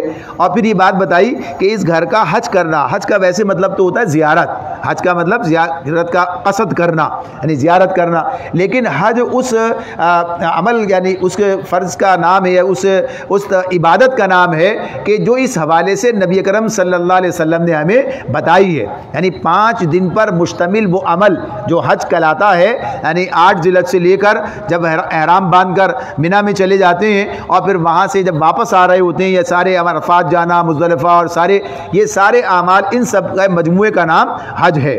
اور اس کے پھر ساری حکمتیں ہیں، اس کے سارے تقاضے ہیں، اس کے اندر جو فوائد اللہ نے رکھے ہیں وہ اپنی جگہ پر ہیں۔ یہ ساری آیات پیچھے ہمارے سامنے گزری ہے سورہ بقرہ کے اندر، ہم نے وہاں اس کو دیکھا ہے کہ اللہ نے اس کے اندر کیا کیا خوبیاں اور ہمارے لیے رکھی ہیں اور برکتیں ہیں۔ تو یہاں پر یہ بات بتائی جا رہی ہے کہ اللہ تعالیٰ کی جانب سے یہ بھی ایک فرض عائد کیا گیا امت مسلمہ پر۔ تو کیا کہا کہ وَلِلَّهِ عَلَى النَّاسِ، وَلِلَّهِ عَلَى النَّاسِ، لوگوں پر اللہ کا یہ حق ہے، حج البیت من استطاع الیہ سبیلا، کہ جو استطاعت رکھتا ہو وہ اس گھر کا حج کرے۔ یعنی زندگی میں ایک مرتبہ حج کرنا لازم ہے بشرط استطاعت، یعنی اگر کسی کے پاس استطاعت ہے تو اسے حج کرنا ہے، نہیں کرے گا تو مجرم ہوگا، یعنی گناہ گار ہوگا۔ نبی اکرم صلی اللہ علیہ وسلم نے فرمایا اگر کوئی شخص استطاعت رکھنے کے باوجود حج نہ کرے تو پھر اس کی مرضی، خواہ یہودی ہو کے مرے یا نصرانی ہو کے مرے، یعنی اس حد تک بات کی ہے۔ تو یہ ایمان کی علامت ہے، یہ بتا دیا گیا۔ استطاعت کا مطلب یہ ہوتا ہے کہ وہاں اس گھر تک جانے اور آنے کے اخراجات، یعنی پہلے کیا ہے زاد راہ، اگر زاد راہ آج تو جس طرح سے صورتحال ہے وہ ہمارے سامنے، یعنی کس قدر اگر زر کثیر چاہیے تو پہلی چیز کیا ہے زاد راہ ہونا چاہیے، اور آج کے حالات کے اندر وہاں تک پہنچنے کے لیے جو تقاضے ہیں، یعنی اجازت ملے، اجازتوں کے ساتھ پابند ہو گیا ہے معاملہ، تو وہ چیز ہے کہ آدمی کے لیے وہاں تک پہنچنا ممکن ہو، تو وہ بھی استطاعت کے اندر داخل ہوگا۔ آدمی چاہتا ہے، جانا چاہتا ہے، اس کے لیے کوشش کرتا ہے، لیکن اسے موقع نہیں مل رہا ہے، اجازت نہیں مل رہی ہے، تو ظاہر سی بات ہے یہ استطاعت نہیں ہے، اس کے یہ بات اس طرح ہوگی۔ لیکن اگر آدمی کوئی کوشش ہی نہیں کرتا، مال بھی موجود ہے، یعنی استطاعت میں مال چاہیے، یعنی زیادہ راہ، گھر پیچھے گھر والوں کے لیے بھی یہ بھی ہے کہ اس کے جو ذمہ داری میں ان کے لیے خرچ ان کا نان نفقہ، اور اس کے بعد پھر کیا ہے صحت ہے، صحت یعنی صحت مند آدمی بیمار ہے جا ہی نہیں سکتا ہے، اور راستے میں امن، یہ 3 چیزیں ہیں جو استطاعت میں آتی ہیں۔ اور چوتھی چیز خاتون کے لیے محرم کی بات ہے، خاتون بغیر محرم کے نہیں جائے گی، یعنی اس کے لیے محرم کا ہونا، اس کا زیادہ سفر بھی ساتھ ہونا ضروری ہے۔ تو اس اعتبار سے جس آدمی کے پاس یہ استطاعت ہے اور پھر وہ حج نہیں کرتا تو عند اللہ پھر وہ مجرم ہے، پھر اسے جواب طلب کیا جائے گا، باز پرس ہوگی۔ اور اگر یہ سب چیزیں موجود ہونے کے بعد آدمی کہتا ہے، جیسے بہت لوگ اس طرح کہتے ہیں بھائی بلاوا آئے گا تو چلے جائیں گے، یعنی اللہ نے یہ استطاعت دے دی تو اس کا مطلب ہے کہ بلاوا موجود ہے، اب کوشش کرنا آپ کا کام ہے۔ یہ بات اپنی جگہ کہ آدمی کی کوشش پر ہی سارا انحصار نہیں ہے، آدمی کوشش کرتا ہے پھر اللہ کوئی رکاوٹ ہے تو ٹھیک ہے، جب رکاوٹ دور ہوگی تو چلے جائیں گے اللہ کی طرف سے۔ تو اس معاملے میں اس حوالے سے اپنی ذمہ داری کو محسوس کرنا کہ یہ بھی ایک فریضہ ہے جو اللہ تعالیٰ کی طرف سے ہم پر عائد کیا گیا ہے، تو استطاعت رکھنا ہے تو پھر یہ کام کرنی ہے، ورنہ کیا کہا ومن کفر، جو انکار کر دے یعنی اس حکم کی پیروی سے، فإن اللہ غنی عن العالمین، تو معلوم ہونا چاہیے کہ اللہ تمام دنیا والوں سے بے نیاز ہے، اللہ کو کوئی حاجت نہیں، کوئی ضرورت نہیں کہ کوئی آئے، لیکن یہ تو تمہارے اپنے فائدے کے لیے، تمہارے اپنے بھلے کے لیے، کہ جس کام کے لیے تمہیں دنیا میں بھیجا ہے اس کی تیاری اس عمل کے ذریعے بھی ہوگی، یعنی اپنے فرائض ادا کرنے کے حوالے سے، خلافت کا جو منصب تمہارے حوالے کیا گیا ہے اس کی ادائیگی کے حوالے سے بھی یہ تمہارے لیے ممد و معاون فرض ہے۔ آگے بتایا، کہو اے اہل کتاب تم کیوں اللہ کی باتیں ماننے سے انکار کرتے ہو؟ جو حرکتیں تم کر رہے ہو اللہ سب کچھ دیکھ رہا ہے۔ کہو اے اہل کتاب یہ تمہاری کیا روش ہے کہ جو اللہ کی بات مانتا ہے اسے بھی تم اللہ کے راستے سے روکتے ہو اور چاہتے ہو کہ وہ ٹیڑھی راہ چلے، حالانکہ تم خود اس کے راہ راست ہونے پر گواہ ہو، تمہاری حرکتوں سے اللہ غافل نہیں ہے۔ یعنی کم سے کم دوسروں کو چلنے دو صحیح راستے پر، خود نہیں چلتے تو دوسروں کو تو آنے دو، تم اس کے راستے میں بھی رکاوٹ ڈال رہے ہو۔ اللہ تعالیٰ اہل ایمان سے کہتے ہیں اے لوگوں جو ایمان لائے ہو، اگر تم نے ان اہل کتاب میں سے ایک گروہ کی بات مانی تو یہ تمہیں ایمان سے پھر کفر کی طرف پھیر لے جائیں گے۔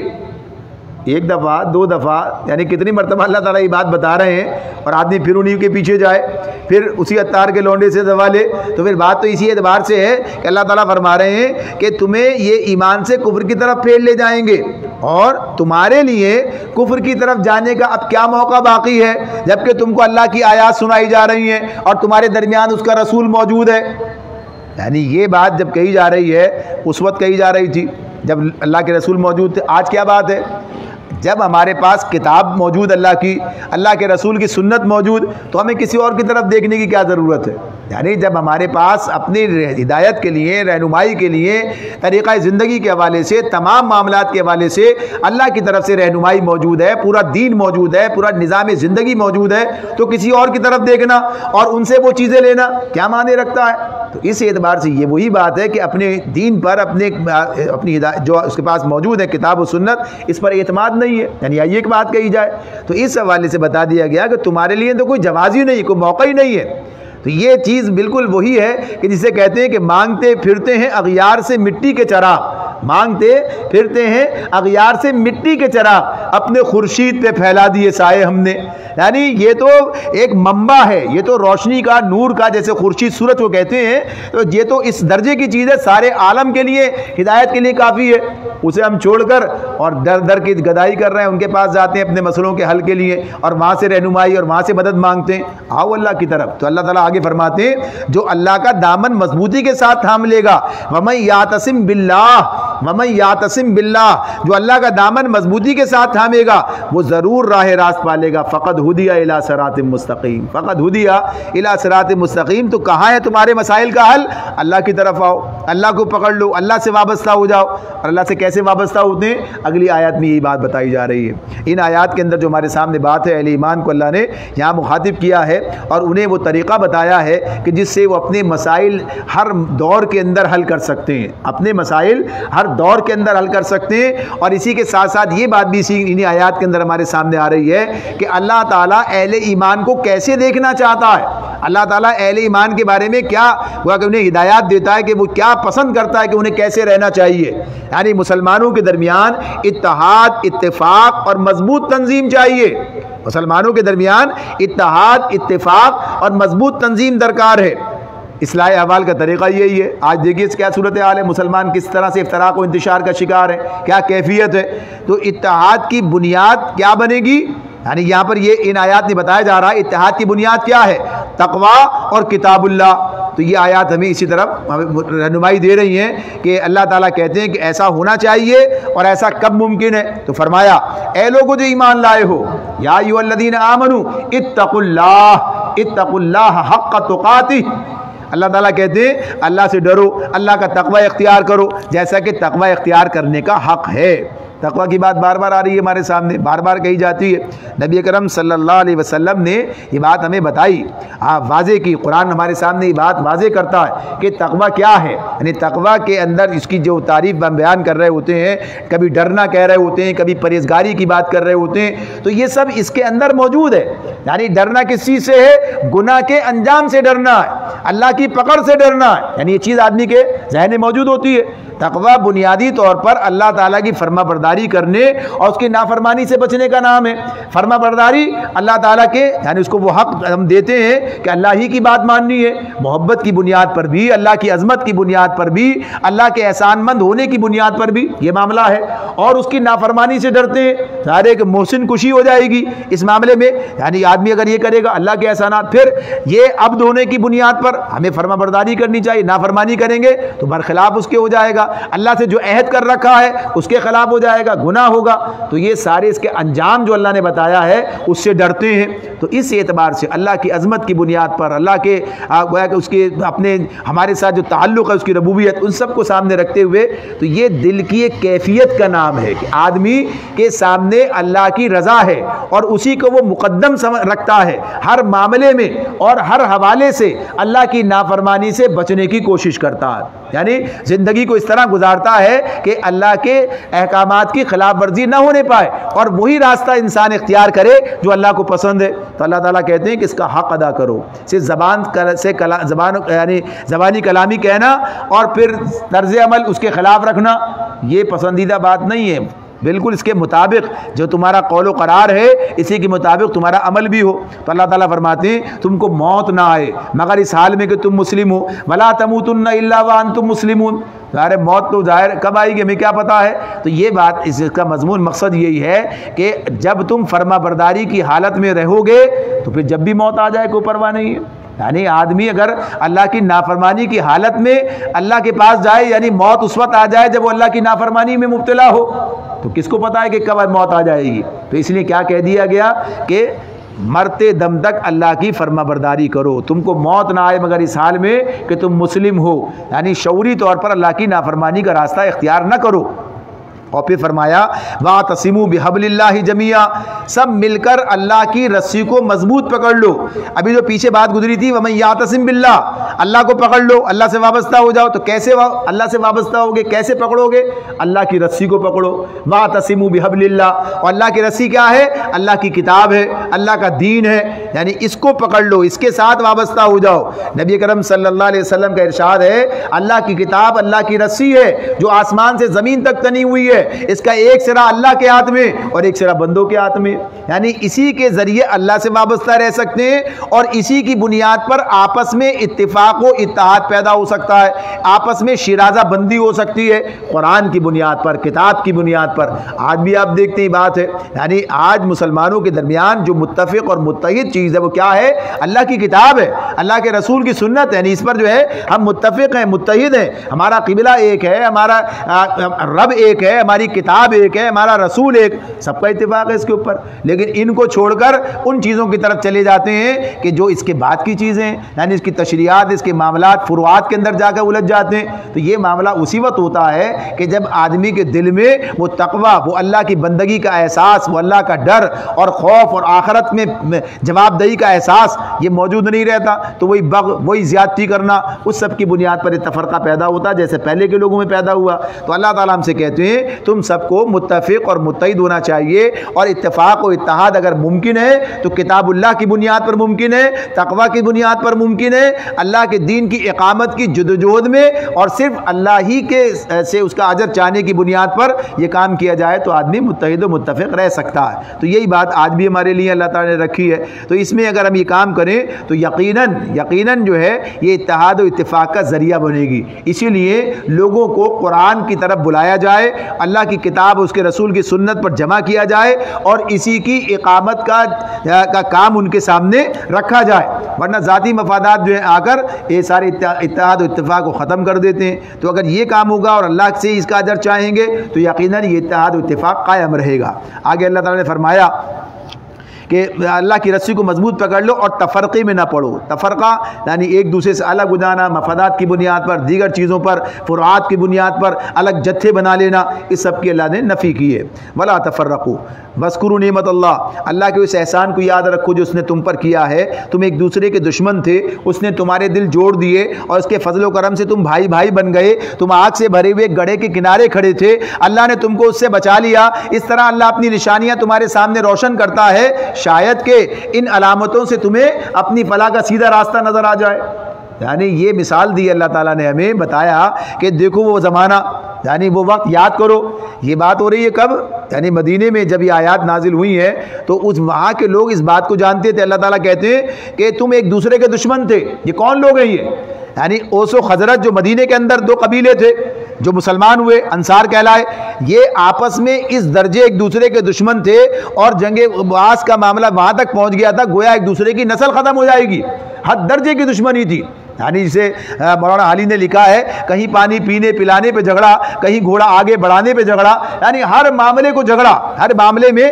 تو یہ پورے عرب کا معاملہ تھا، لیکن خصوصیت سے مدینے میں جو یہ لوگ موجود تھے اوس و خزرج، یہ اس دشمنی کا مزہ چکھے ہوئے تھے، یہ جانتے تھے کہ ان کی نسلیں تباہ ہو رہی ہیں۔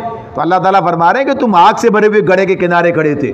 یعنی ایک تو آخرت کی بات ہے، دوسرے جو گروہ یا جو قوم، جو لوگ اس افتراق و انتشار کے شکار ہوتے ہیں، تعصب میں مبتلا ہوتے ہیں، وہ بارود کے ڈھیر پر بیٹھے ہوتے ہیں، خود ان کا معاملہ اسی طرح کا ختم ہو جاتے ہیں، اسی کی آگ میں جل کر بھسم ہو جاتے ہیں، یعنی قومیں برباد ہو جاتی ہیں۔ تو اللہ تعالیٰ بتاتے ہیں وہ یاد کرو، مدینے میں اسلام سے پہلے جو صورتحال تھی یہ اس کی عکاسی ہے۔ تو اللہ تعالیٰ کہتے ہیں یاد کرو، تو وہ ان کے سامنے یہ بات تھی۔ آج تاریخ ہمارے سامنے بتاتی ہے میں یہ بات، کس چیز نے انہیں بھائی بھائی بنا دیا، کس چیز نے انہیں شیر و شکر کر دیا، کس چیز نے ان کے دل آپس میں جوڑ دیے؟ اللہ کے دین نے، اللہ کے دین نے یہ کام کیا۔ اس دین کی بنیاد پر وہ بھائی بھائی بن گئے، اس دین کی بنیاد پر ساری دشمنیاں ختم ہو گئی۔ بلکہ سارا اتفاق اور اتحاد ہمیں نظر آتا ہے۔ اور آج جو مسلمانوں میں گویا کہیے کہ نا اتفاقی ہے، اس دین سے دور ہو جانے، اس دین پر متحد و متفق نہ ہونے کے نتیجے میں یہ معاملہ سامنے آتا ہے۔ تو اللہ تعالیٰ بتاتے ہیں یہی راستہ ہے، پھر آؤ اس کی طرف، تو اتحاد و اتفاق قائم ہو جائے گا۔ سورہ انفال کے اندر بھی یہ مضمون ہمارے سامنے آئے گا۔ اللہ تعالیٰ نبی کریم صلی اللہ علیہ وسلم سے کہتے ہیں کہ تم روئے زمین کی ساری دولت بھی خرچ کر دیتے تو ان کے دل آپس میں نہیں جوڑ سکتے تھے، وہ اللہ ہے جس نے دل آپس میں جوڑے، اور اس نعمت یعنی کتاب کے ذریعے سے، اس دین کے ذریعے سے۔ تو یہ ہمارے مسائل کا حل ہے، سارے حوالے سے، سارے معاملات، ساری چیز۔ اسی لیے کیا بات ہوتی ہے، ہر معاملے میں ہر پہلو اور ہر حوالہ ادھر ہی آ جاتا ہے۔ اللہ کے دین کو قائم کرنے کی جدوجہد پر لوگ جمع ہو جائیں۔ یہ قائم کرنے کی بات میں بعض اوقات یہ سمجھا جاتا ہے شاید کوئی حکومت کی بات ہو رہی ہے، نہیں، اس کا اولین معاملہ تو اپنی ذات کے اوپر ہوتا ہے، اپنی اجتماعیت کے اوپر ہوتا ہے، اپنے معاشرے کے اوپر ہوتا ہے، اور بالآخر پھر جا کر ریاست تک چلا جاتا ہے یہ معاملہ، یعنی یہاں سے شروع ہو کر وہاں تک جاتا ہے۔ تو اس معاملے میں اگر میرے گھر میں نا اتفاقی ہے، اس کی بنیاد کیا ہے، سوچوں، غور کروں، دین سے دوری ہے۔ گھر میں نا اتفاق، بھائیوں کے درمیان جو مسائل پیدا ہو گئے، اگر دین کی بنیاد پر ہم ایک دوسرے کا حق تسلیم کر کے ایک دوسرے کا حق ادا کریں اور معاملات دین کی بنیاد پر چلائے جا رہے ہو تو کوئی سوال پیدا نہیں ہوتا کہ نا اتفاقی ہو جائے۔ وہاں تو جب ایک دوسرے کے ساتھ ظلم کرنا چاہتے ہیں، زیادتی کرنا چاہتے ہیں، دین کو ایک طرف رکھ کر اور اپنے معاملات چلا رہے ہوتے ہیں تو یہ سارے مسائل پیدا ہو جاتے ہیں۔ تو یہ انفرادی طور پر بھی معاملہ ہے، اجتماعی طور پر بھی معاملہ ہے، قوموں کی بات بھی ہے، معاشروں کی بات بھی ہے، اور بالآخر ریاست اور امت کی بات بھی سامنے آتی ہے۔ تو یہ راستہ اللہ نے ہمارے سامنے رکھا ہے، شرط یہ ہے کہ اس طرف آؤ۔ تو اللہ کے دین کی بات یہ ہے کہ اپنی زندگی میں بھی قائم کرو، اس سرزمین پہ بھی، معاشرے کے اندر، گھر پر جو بھی اجتماعیتیں ہیں، اور بالآخر ریاست تک چلے جاؤ۔ تو یہ کام جب شعوری طور پر کیا جائے گا، سب مل کر کریں گے تو اس کا نتیجہ نکلے گا۔ لیکن جب ہم انفرادی طور پر پڑھ کر، سوچ کر، سن کر اٹھ جائیں تو کام ختم ہو جائے گا، وہیں رہ جائے گا۔ تو اس بنیاد پر جو اجتماعیت قائم ہے، اور جس طرح سے بات آپ کے سامنے رکھی جا رہی ہے، اسی مقصد کے لیے کہ ہم اپنے آپ کو اس حوالے سے اس پیرائے میں رکھے، دیکھیں ہم کہاں ہیں اور اس سے وابستہ ہو جائیں، قرآن کو بنیاد بنائیں، سنت کو بنیاد بنائیں، سارے افتراق و انتشار کو دل سے نکال دیں، سب فروعات کو دل سے اپنی ذہنوں سے جھڑک دیں اور اس پر متفق ہوں۔ اللہ تعالیٰ فرماتے ہیں کہ اللہ تعالیٰ اس طرح تمہیں ساری باتیں بتاتا ہے، تمہارے سامنے اپنی نشانیاں روشن کرتا ہے کہ شاید ان علامتوں سے تمہیں اپنی فلاح کا سیدھا راستہ نظر آ جائے۔ تم میں کچھ لوگ تو ایسے ضروری ہونے چاہیے جو نیکی کی طرف بلائیں، بھلائی کا حکم دیں اور برائیوں سے روکتے رہیں۔ جو لوگ یہ کام کریں گے وہی فلاح پائیں گے۔ یعنی یہاں جو بات اللہ تعالیٰ اجتماعیت کی بات کرتے ہیں اور یہ بات بتاتے ہیں کہ مسلمانوں کو کیسے ایک امت کے طور پر رہنا چاہیے، تو اب یہ کیا بات ہے، منتشر نہیں ہوں گے، یعنی ہر اپنی اپنی راگنی الگ الاپے گا، ہر ایک اپنی اپنی جہت الگ بنا لے گا، کیا نہیں، امت کی حیثیت سے اور امت کے اندر ایک نظام خلافت ہوگا، یعنی جس کے تحت سارے لوگ مجتمع ہوں گے۔ تو اس آیت کے حوالے سے بات ہوتی ہے کہ یہ خلافت کا وجوب اس سے ثابت ہوتا ہے کہ ایسا ہونا چاہیے کہ کچھ لوگ یہ ہوں، یعنی خلافت کا نظام قائم ہو کہ جو اس نظام کی بنیاد پر لوگوں کو مجتمع رکھے، نیکی کا حکم دے اور برائیوں سے روکے۔ آپ دیکھیے بات کیا ہے، یہ بات کیا ہے، ان آیات کو اگر ذرا غور کریں اس پر بھی کیا کہا، وَلْتَكُمْ مِنْكُمْ أُمَّةٌ يَدْعُونَ إِلَى الْخَيْرِ، خیر کی طرف بلائے، يَأْمُرُونَ بِالْمَعْرُوفِ وَيَنْهَوْنَ عَنِ الْمُنْكَرِ۔ یہ جو بات ہے، تین چیزیں اس کے اندر ہمارے سامنے آ رہی ہیں، خیر کی طرف بلانا، آپ بھی بلا رہے ہیں، میں بھی بلا رہا ہوں، یعنی یہ تو ٹھیک ہے دعوت دے رہے ہیں، اب مرضی مانے مرضی نہ مانے، دعوت کا کیا معاملہ ہے، دعوت تو دی جا رہی ہے لیکن دعوت قبول کرنا، رد کر دینا، یہ سامی کا معاملہ، مدعو کا معاملہ ہے، مانے نہ مانے۔ لیکن امر کا معاملہ جب آتا ہے، امر کسے کہتے ہیں، حکم کو کہتے ہیں، یامرون بالمعروف، نیکی کا حکم دینا، یہ بات اپنی جگہ ہے، یہ بات اپنی جگہ ہے کہ اس کی ابتدائی شکل یہ بھی ہو سکتی ہے دون الخیر بھی کہا جائے، لیکن اصلاً اس کی تکمیل کیا ہے، جب تک کسی کے پاس قوت نافذہ نہ ہو، جب تک اس کے پاس حکم دینے کا کوئی اختیار نہ ہو، کیسے معروف کا حکم دے گا اور کیسے منکر سے روکے گا، یعنی اس معاملے میں تو قوت نافذہ کہاں سے آئے گی، اس ریاست کے حوالے سے آئے گی کہ جو اسلامی ریاست ہوگی، جس کا کام کیا ہے کہ نفاذ کرے گی، یعنی معروف کا حکم دے گی، جو چیزیں معروف ہیں، لفظ معروف استعمال ہوا ہے، اسلام نہیں کہا اللہ تعالیٰ نے اس مقام پر، اسلامی کے حوالے سے معروف کی بات ہے۔ معروف کیا ہے، جانا پہچانا، ہر وہ عمل جو اسلام کے حوالے سے جانا پہچانا ہے، یعنی جس پر لوگ متفق ہیں، متحد ہیں، اور ہماری اصل متفق اور متحد ہے۔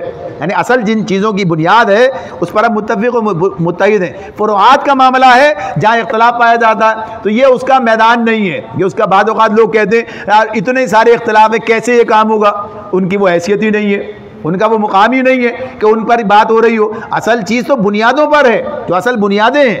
یعنی اگر یہ بات طے ہو جائے کہ اللہ کا دین قائم ہوگا تو اللہ کا دین واضح بالکل ہمارے سامنے دو ٹوک ہے. اس پر عمل درآمد کے معاملے میں جو گنجائشیں جو چیزیں ہیں ان کا معاملہ اس کے بعد کا آتا ہے.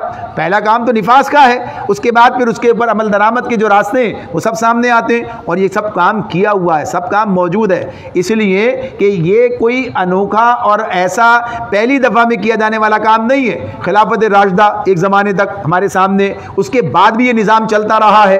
اس کے بعد بھی یہ بات ٹھیک خرابیاں آئی ہیں اور اس کے اندر ازمیلال آیا ہے, اس کے اندر بہت سی چیزیں ایسی آ گئیں کہ جو نہیں ہونی چاہیے, لیکن یہ نظام زمانے تک چلا. یعنی اسلامی نظام پر ہی سارا معاملات چلتے تھے. یعنی مسلمانوں فوجداری معاملات, ان کے آئلی معاملات, ان کے معاشی سسٹم سب اسی پر تھے. صرف یہ جو ہے کویا کہیے کہ حاکمیت کے اور اس کے یعنی امیر کے انتخاب اور اس کے معاملات جو ہیں اس میں کچھ بگاڑ پیدا ہوا.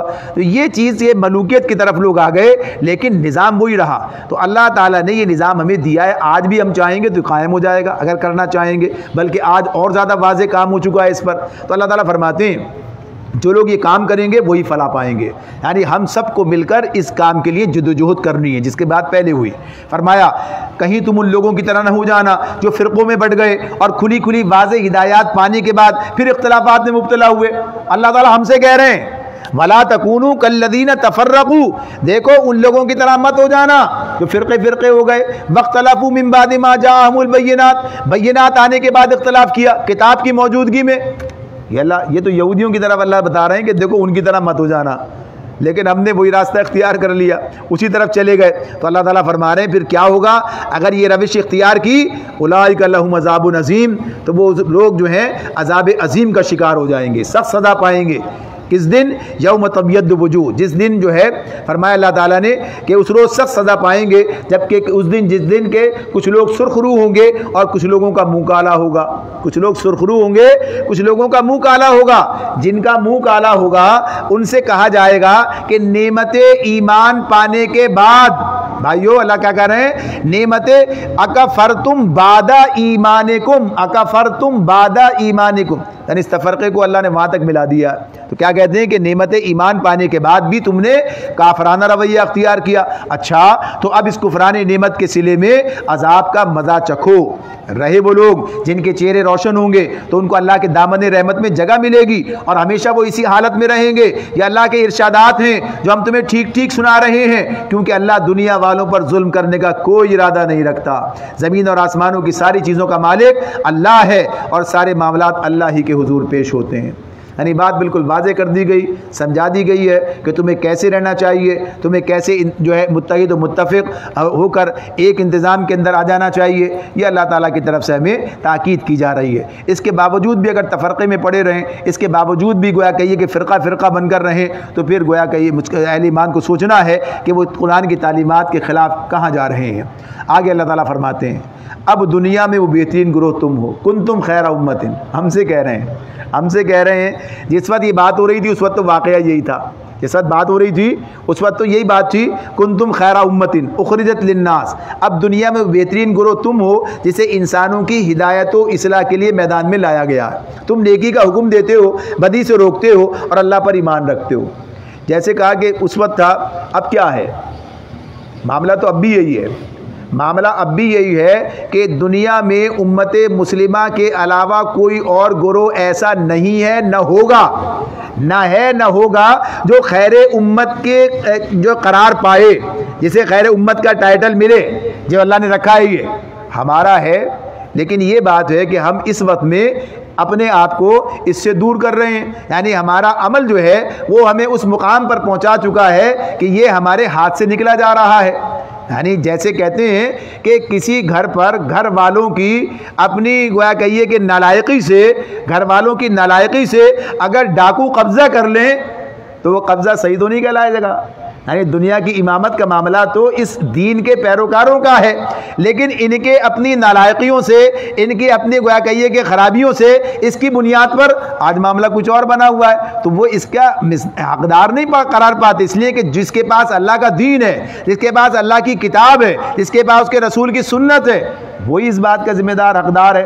یہ الگ بات اب کام نہیں کر رہا تو بھگت رہا ہے، اس کا نتیجہ دیکھ رہا ہے۔ اس کا مطلب یہ نہیں ہے کہ اگر اس کی جگہ پر قبضہ ہو چکا ہے تو قبضہ گروپ کو تسلیم کر لیا جائے، ہاں بھائی یہ ٹھیک ہے، یہ اپنی جگہ پر ہے، وہ تو قابض ہے، اس لیے کہ وہ تو اللہ کا انکاری ہے، وہ تو دین سے، وہ تو بے دین ہے۔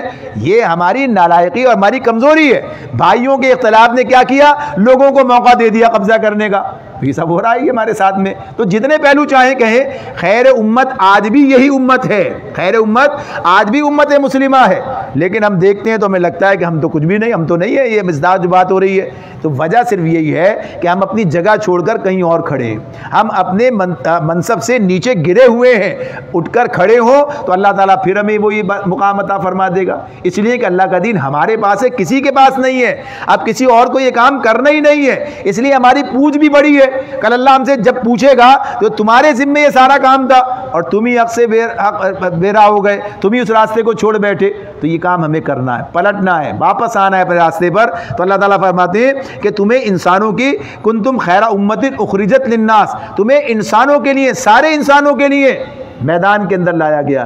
دنیا میں اگر ظلم ہے، دنیا میں اگر بدامنی ہے، دنیا میں اگر استحصال ہے، پوچھا ہم سے جائے گا۔ ظاہر سی بات ہے کہ جیسے کہتے ہیں نا، جو اگر کہیں پر کوئی کام قانون کے خلاف ہو رہا ہے اور پولیس مین کھڑا ہے تو اس سے پوچھا جائے گا تم کیا کر رہے تھے؟ بھائی تمہاری ذمہ داری تھی قانون پر کا نفاذ کرنا، اس پر عمل درآمد کرنا، ہماری ذمہ داری تھی۔ تو اس اعتبار سے کام کرنا ہے ہمیں، اور یہ بات ہے کہ پوری دنیا کے معاملات بالآخر ادھر ہی آتے ہیں۔ اور وہ بات جو کہتے ہیں نا جسے کہ ہر خنجر چلے کسی پہ تڑپتے ہیں ہم امیر، ہونا یہ چاہیے تھا، وہ اس مقام تک پہنچتے۔ خنجر چلے کسی پہ تڑپتے ہیں ہم امیر، سارے جہاں کا درد ہمارے جگر میں ہے، اور تھا یہ تھا اپنی جگہ پر موجود۔ تو واپس آئیں گے تو ایسا ہی ہوگا، اس لیے کہ اللہ تعالیٰ نے ہمیں سارے انسانوں کے لیے نکالا ہے کہ سب کی بھلائی، سب کی بہبود، سب کی فلاح، سب کی خیر، سب کو دین کی طرف بلانا، سب کو اس راستے پہ لگانا، سب کے لیے امن، عدل اور ظالمانہ نظام کے خاتمے، اور لوگوں کا استحصال جو ہو رہا ہے اس کا سب خاتمہ۔ اب تو ہم خود ہی ظلم کا شکار ہیں، خود ہی استحصالی نظام کا حصہ بنے ہوئے ہیں، تو واپس دین کی طرف، قرآن کی طرف۔ تو اللہ تعالیٰ فرماتے ہیں یہ اہل کتاب ایمان لاتے تو انہی کے حق میں بہتر تھا، اگرچہ ان میں کچھ لوگ ایماندار بھی پائے جاتے ہیں، مگر ان کے بیشتر افراد نافرمان ہیں۔ یہ تمہارا کچھ بگاڑ نہیں سکتے، زیادہ سے زیادہ بس کچھ ستا سکتے ہیں۔ اگر یہ تم سے لڑیں تو مقابلے میں پیٹھ دکھائیں گے، پھر ایسے بے بس ہوں گے کہ کہیں سے ان کو مدد نہ ملے گی۔ یہ جہاں بھی پائے گئے ان پر ذلت کی ماری پڑی۔ یہ جو بات ہو رہی ہے کس سے ہو رہی ہے؟ اللہ تعالیٰ کہتے ہیں کہ تم سے لڑیں تو مقابلے میں پیٹھ دکھائیں گے، کس سے بات ہو رہی ہے؟ ان سچے پکے پختہ اہل ایمان سے ہو رہی ہے۔ جب ہم ویسے بنیں گے تو ہمارا معاملہ بھی یہی ہوگا، پھر ہمارا معاملہ بھی یہی ہوگا۔ یہ تو جیسے ہیں ویسے ہی رہے، یعنی ان کے اندر کوئی تبدیلی نہیں آئی۔ جو یہ ان کی کمزوری، ان کی خرابی اپنی جگہ ہے، یہ الگ بات کہ ہم اس راستے پر نہ رہے۔ تو یہ آج بھی معاملہ اگر ہم آ جائیں اس مقام پر تو یقیناً یہ ہمارا مقابلہ نہیں کر سکتے۔ اللہ تعالیٰ فرماتے ہیں کہ ان کا معاملہ یہی ہے کہ ان پر ذلت کی مار پڑی، کہیں اللہ کے ذمے یا انسانوں کے ذمے میں پناہ مل گئی تو یہ اور بات ہے، یعنی کہیں اللہ کے ذمے یا انسانوں کے ذمے، یعنی دنیا میں اگر کہیں ان کو تھوڑا بہت امن چین نصیب ہوا، یہودیوں کی تاریخ اگر آپ پڑھیں تو ساری بات آپ کے سامنے آتی ہے، تو وہ ان کے اپنے بلبوتے پر قائم کیا ہوا امن چین نہیں ہے، بلکہ دوسروں کی حمایت اور مہربانی کا نتیجہ ہے۔ کہیں کسی مسلم حکومت نے ان کو اللہ کے نام پر امان دی، کہیں کسی غیر مسلم حکومت نے اپنے طور پر انہیں اپنی حمایت میں لے لیا۔ اسی طرح بسا اوقات انہیں دنیا میں کہیں زور پکڑنے کا موقع مل بھی گیا، لیکن وہ اپنے زور بازو سے نہیں بلکہ ہمسایوں کی زور بازو، یعنی ان کے مدد سے، ان کے ذریعے سے۔ یہی حیثیت اس یہودی ریاست کی ہے جو اسرائیل کے نام سے محض امریکہ، برطانیہ اور دیگر ایسے ممالک کی حمایت سے قائم ہے، ان کے بلبوتے پر ہے، ان کے معاملے میں۔ تو یہ بات اپنی جگہ، اور یہ جو بات کہ ہے اس کو تھوڑا سا اور اگر کہیں کہیں اللہ کے ذمے یا انسانوں کے ذمے، تو یہ تو انسان ہے۔ اللہ کے ذمے کا معاملہ کیا ہے؟ یہ اس اعتبار سے ہے کہ جب ہم اپنے مقام پر نہیں ہیں تو کوئی نہ کوئی اس مقام پر ہے، یعنی اس بنیاد پر اللہ نے گویا کہ یہ جو کہتے ہیں نا، کبھی پہلے اگر کسی باعزت آدمی کو کوئی سزا دینی مقصود ہوتی تھی تو کیا ہوتا تھا؟ چمار سے جوتے لگواؤ، چمار سے یعنی اس کو بے عزت کرنے کا طریقہ کیا ہے کہ جو چمار ہے اس سے شریف آدمی باعزت آدمی کو تو چماروں سے جوتے لگوانے کے لیے آج چمار کے ہاتھ میں جوتا ہے. یعنی صرف یہ بات ہے. اللہ کے ذمے کیا ہے کہ آج ہم نے وہ جگہ چھوڑی ہے تو اللہ نے لگا دیا اس وقت چلو ٹھیک ہے ان کے ذمے یہ کام کر رہے ہیں اپنی جگہ پر. تو یہ بات اللہ تعالیٰ نے بتاتے ہیں کہ بہرحال مستقبل تمہارا ہے, کام تمہارا ہے, اللہ کی طرف سے مدد تمہیں ملے گی, اس منصب پر تمہیں فائز کیا گیا ہے, واپس آؤ اس کام پر. آگے اللہ تعالیٰ فرماتے ہیں یہ اللہ کے غضب میں گر چکے ہیں, ان پر محتاجی و مغلوبی مسلط ہو گئی ہے, کر دی گئی ہے, اور یہ سب کچھ صرف اس وجہ سے ہوا ہے کہ یہ اللہ کی آیات سے کفر کرتے رہے اور انہوں نے پیغمبروں کو ناحق قتل کیا, اور یہ ان کی نافرمانیوں اور زیادتیوں کا انجام ہے. یہ آج بھی اسی مقام پر کھڑے ہیں, یہ آج بھی اللہ کے منکر ہیں, یہ اللہ کی آیات سے آج بھی کفر کرتے ہیں, یہ آج بھی ان پیغمبروں کو قتل کرنے پر شرمندہ اور توبہ کرنے والے نہیں ہیں, یہ اپنی جگہ پر اڑے کھڑے ہیں. یہ تو ان کا معاملہ یہی ہے. تو یہ بات اللہ تعالیٰ بتاتے ہیں کل بھی یہی حال تھا, آج بھی یہی حال ہے. پھر فرمایا مگر سارے اہل کتاب یکساں نہیں ہیں, ان میں کچھ لوگ ایسے بھی ہیں جو راہ راست پر قائم ہیں, راتوں کو اللہ کی آیات پڑھتے ہیں اور اس کے آگے سجدہ ریز ہوتے ہیں, اللہ اور روز آخرت پر ایمان رکھتے ہیں, نیکی کا حکم دیتے ہیں, برائیوں سے روکتے ہیں اور بھلائی کے کاموں میں سرگرم رہتے ہیں. یہ صالح لوگ ہیں اور جو نیکی بھی یہ کریں گے اس کی ناقدری نہ کی جائے گی. اللہ پرہیزگار لوگوں کو خوب جانتا ہے. تو اس دور کے اندر بھی کچھ لوگ نکل کر آئے, یعنی جو صالح عنصر تھا اس نے آ کر اسلام قبول کر لیا, یعنی پہلے بھی نیک تھے, بعد میں بھی جب اسلام آ گیا سامنے قبول کر لیا, آ کر اس کا حصہ بن گئے. آج بھی آپ کو صالح عنصر کو تلاش کرنا ہوگا. آج جو لوگ نو مسلم ہوتے ہیں, یعنی غیر مسلم اسلام کے دائرے میں آ جاتے ہیں, عیسائی مسلمان ہو گئے, فلاں یہودی تھے سلمان ہو گئے, ہندو تھے سلمان ہو گئے, کون ہیں یہ لوگ؟ یعنی وہی سعید روحیں ہیں جن کے اندر خیر کا عنصر موجود ہے, جو قرآن پڑھتے سمجھتے. آج مسلمان کو دیکھ کے اسلام قبول کرنے والا شاید ہی کوئی ہو, اس لیے کہ مسلمان اس پوزیشن میں ہی نہیں ہے. ہمیں دیکھ کر تو لوگ دور بھاگ جائیں گے اسلام سے. جو لوگ قرآن کو سمجھ رہے ہیں, اس نظام کو سمجھ رہے ہیں, اس دین کو سمجھ رہے ہیں اور اپنے دین کی خرابی کو محسوس کرتے ہیں, اپنے معاشرے کی خرابی کو محسوس کرتے ہیں, وہ ادھر آ جاتے ہیں. نو مسلم ہیں وہ دین کی طرف آ جاتے ہیں. تو آج بھی آپ دیکھ رہے ہیں کہ آج بھی یہ معاملہ کھلا ہوا ہے. آج بھی لوگ مسلمان ہو رہے ہیں اور بڑی تعداد میں مسلمان ہونے کی بات سامنے آتی رہتی ہے. تو یہ بات اسی لیے ہے کہ جو لوگ صالح ان کے اندر آج بھی ہیں وہ اس طرف آ جاتے ہیں. تو اللہ تعالیٰ فرماتے ہیں جو لوگ اللہ ان پرہیزگار لوگوں کو خوب جانتا ہے. رہے وہ لوگ جنہوں نے کفر کا رویہ اختیار کیا تو اللہ کے مقابلے میں ان کو نہ ان کا مال کچھ کام دے گا نہ اولاد, وہ تو آگ میں جانے والے لوگ ہیں اور آگ ہی میں وہ ہمیشہ رہیں گے. جو کچھ وہ اپنی اس دنیا کی زندگی میں خرچ کر رہے ہیں اس کی مثال اس ہوا کی سی ہے جس میں پالا ہو یعنی سردی ہو, اور وہ ان لوگوں کی کھیتی پر چلے جنہوں نے اپنے اوپر آپ ظلم کیا ہے اور اسے برباد کر کے رکھ دے. اللہ نے ان پر ظلم نہیں کیا, در حقیقت یہ خود اپنے اوپر ظلم کر رہے ہیں. اگر آج کے تناظر میں دیکھیں, آج دنیا کے فائدے کے لیے, انسانیت کے لیے, گویا کہیے کہ ٹیکنالوجی کے نام پر فلاں بیماریوں کے خلاف کہتے ہیں نا لوگ, آج یہ بھی ہے بھائی دیکھو کتنا کام کر رہے ہیں, کیا تحقیق ہے, آپ تو ایک ٹیبلٹ بنانے کے لائق نہیں ہے, وہ ایسی تحقیق کر کے دنیا کے لیے, انسانیت کے لیے, فلاں کے لیے, ہاں کر رہے ہیں کام, اس میں کوئی شک نہیں ہے. یعنی دنیاوی طور پر یہ کام ان سے اللہ تعالیٰ لے رہا ہے اور اس کا بدلہ بھی دنیا میں دے رہا ہے انہیں, اس کا بدلہ بھی دنیا میں دے رہا ہے. آخرت کے حوالے سے یہ کام بالکل بیکار ہے, اس لیے کہ ایمان کے بغیر ہے اور اس کا نتیجہ ان کے سامنے نہیں آ رہا ہے. تو یہ عمل ضائع ہو رہا ہے, اس وجہ سے ایمان نہیں ہے. یعنی اگر ایمان لائیں, اللہ کے لیے کریں اور سمجھ کے کریں, اس طرح پلٹیں, تو ظاہر سی بات ہے کہ یہ ان کے لیے مفید بن جائے. تو یہ اللہ تعالیٰ کی طرف سے بات ہے کہ جب تک ایمان نہ ہو, اللہ کو مانا نہ جائے اور اللہ کی رضا کے لیے, آخرت کے لیے نہ کیا جائے, تو ظاہر ہے کہ دنیا کے لیے کر رہے ہیں, دنیا میں بدلہ مل رہا ہے, تو کوئی ناانصافی کی بات نہیں ہے. اب اس کے بعد اللہ تعالیٰ کہتے ہیں اے لوگوں جو ایمان لائے ہو, اپنی جماعت کے لوگوں کے سوا دوسروں کو اپنا رازدار نہ بناؤ, وہ تمہاری خرابی کے کسی موقع سے فائدہ اٹھانے میں نہیں چوکتے. تمہیں جس چیز سے نقصان پہنچے وہی ان کو محبوب ہے, ان کے دل کا بغض ان کے منہ سے نکلا پڑتا ہے. کبھی کبھی زبان پھسل جاتی ہے اور کہہ بیٹھتے ہیں, آج بھی کہہ بیٹھتے ہیں, کوئی کروسویٹ کہہ دیتا ہے, کوئی کچھ اور کہہ دیتا ہے. فرمایا جو کچھ وہ اپنے سینوں میں چھپائے ہوئے ہیں وہ اس سے شدید تر ہے. جو زبان سے نکل جاتا ہے اس سے زیادہ شدید بغض دلوں میں ہے. اللہ تعالیٰ فرماتے ہیں ہم نے تمہیں صاف صاف ہدایات دے دی ہیں, اگر تم عقل رکھتے ہو تو ان سے تعلق رکھنے میں احتیاط برتو گے. تم ان سے محبت رکھتے ہو مگر وہ تم سے محبت نہیں رکھتے, حالانکہ تم تمام کتب آسمانی کو مانتے ہو. جب وہ تم سے ملتے ہیں تو کہتے ہیں کہ ہم نے بھی تمہارے رسول اور تمہاری کتاب کو مان لیا ہے, مگر جب جدا ہوتے ہیں تو تمہارے خلاف ان کے غیظ و غضب کا یہ حال ہوتا ہے کہ اپنی انگلیاں چبانے لگتے ہیں. ان سے کہہ دو کہ اپنے غصے میں آپ جل مرو, اللہ دلوں کے چھپے ہوئے راز تک جانتا ہے. تمہارا بھلا ہوتا ہے تو ان کو برا معلوم ہوتا ہے، اور تم پر کوئی مصیبت آتی ہے تو یہ خوش ہوتے ہیں، مگر ان کی کوئی تدبیر تمہارے خلاف کارگر نہیں ہو سکتی بشرط یہ کہ تم صبر سے کام لو اور اللہ سے ڈر کر کام کرتے رہو. جو کچھ یہ کر رہے ہیں اللہ اس پر حاوی ہے. یعنی آخر میں یہ خطبہ مکمل ہو رہا ہے تیسرا. اس میں جو آخر میں بات کہی گئی، اللہ تعالیٰ کیا کہتے ہیں؟ ان تصبروا وتتقوا لا يضركم كيدهم شيئا. یعنی ان کے بارے میں بتا دیا کہ ان کا معاملہ کیا ہے اور ان کا مسلمانوں کے ساتھ کیا تعلق ہے، کیا ان کا رویہ ہے، کیا ان کے سوچ ہے، کیا ان کے منصوبے ارادے ہیں.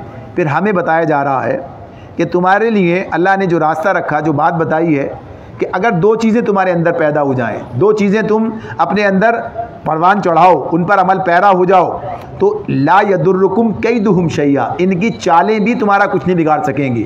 آج بعض لوگ اس حوالے سے مروب ہوتے ہیں اور کہتے ہیں بھائی وہ تو 100 سال کے منصوبے بناتے ہیں، ان کے منصوبوں کی کوئی کاٹی نہیں ہے، فلاں چیز تو ایسے ہے، فلاں چیز تو ویسے ہے. آج جو کچھ ہو رہا ہے 100 سال پہلے یہ، اور اس وقت یہ سب کچھ آ چکا تھا، بتا دیا گیا تھا.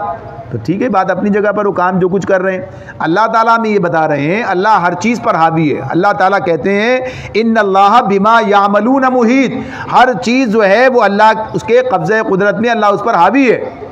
تو وہ جو چیزیں ان کے قید ہے وہ سب ناکام ہوتے ہیں اگر اللہ تمہارے ساتھ ہے. اور کب ہے وہ ساتھ میں؟ ان تصبروا وتتقوا، صبر اور تقوی. صبر اور تقوی یہ بنیادی صفات ہیں جو بار بار سامنے آتی ہیں. صبر پر ہم نے تفصیلی بات کی تھی، یاد ہوگی آپ کو. صبر پیچھے ہم نے بات کی ہے کہ صبر کیا ہے؟ ڈٹ جانا، رک جانا، جم جانا. یعنی اس موقف پر ہم قائم ہوئے، جو سب ہم تسلیم کیا ہے اللہ کے دین پر، اس حوالے سے، اور ایک مضبوط سیرت کردار کے حامل ہو کر اپنا راستہ طے کرتے چلے جانا. تو یہ سب چیزیں درکار ہیں. اور اللہ سے ڈرتے ہوئے کام کرنا، اللہ کے ساتھ تعلق کو صحیح طور پر قائم کرنا، تو یہ چیز ہے جو ہمیں ان کے مکر سے، فریب سے، چالوں سے بچائے گی. اللہ کی مدد ہمارے شامل حال ہوگی. اور یہ بات اپنی جگہ ہے، ایک مضبوط کردار کا، شخصیت کا آدمی آسانی سے دھوکہ نہیں کھاتا ہے. اسی لیے کہا گیا ہے کہ مومن ایک سوراخ سے 2 بار نہیں ڈسا جاتا، اس لیے کہ اس کی شخصیت، اس کا کردار وہ اتنا ایسا مضبوط ہوتا ہے، وہ اتنا ذی عقل، ذی شعور، سمجھدار فرد ہوتا ہے کہ اسے گمراہ کرنا آسان نہیں، اسے ٹریپ کرنا آسان نہیں ہے. اسی لیے کیا فرمایا نبی صلی اللہ علیہ وسلم نے؟ مومن کی بصارت سے ڈرو، یہ اللہ کے نور سے دیکھتا ہے. لیکن مومن کی بات ہے، ہم تو بار بار ڈسے جاتے ہیں اس لیے کہ اس مقام پر نہیں ہے. کیا کہا؟ مومن کی بصارت سے ڈرو، اللہ کے نور سے دیکھتا ہے. اور وہ حدیث ہے نا جس میں اللہ تعالیٰ کہتے ہیں کہ جب وہ انسان مومن اس مقام تک پہنچتا ہے تو اللہ اس کا ہاتھ بن جاتا ہے، اللہ اس کی آنکھ بن جاتا ہے. تو یہ سب چیزیں اپنی جگہ پر ہیں. تو یہ سب اسی وقت ہے جب ہم کام کریں. تو آگے جو خطبہ شروع ہو رہا ہے اس میں بھی یہ مضمون زیادہ سامنے آئے گا. اب آخری خطبہ ہے یہ سورہ آل عمران کا، جس میں غزوہ احد پر تبصرہ ہے. غزوہ احد پر تبصرہ ہے. غزوہ احد شوال 3 ہجری میں ہوئی ہے.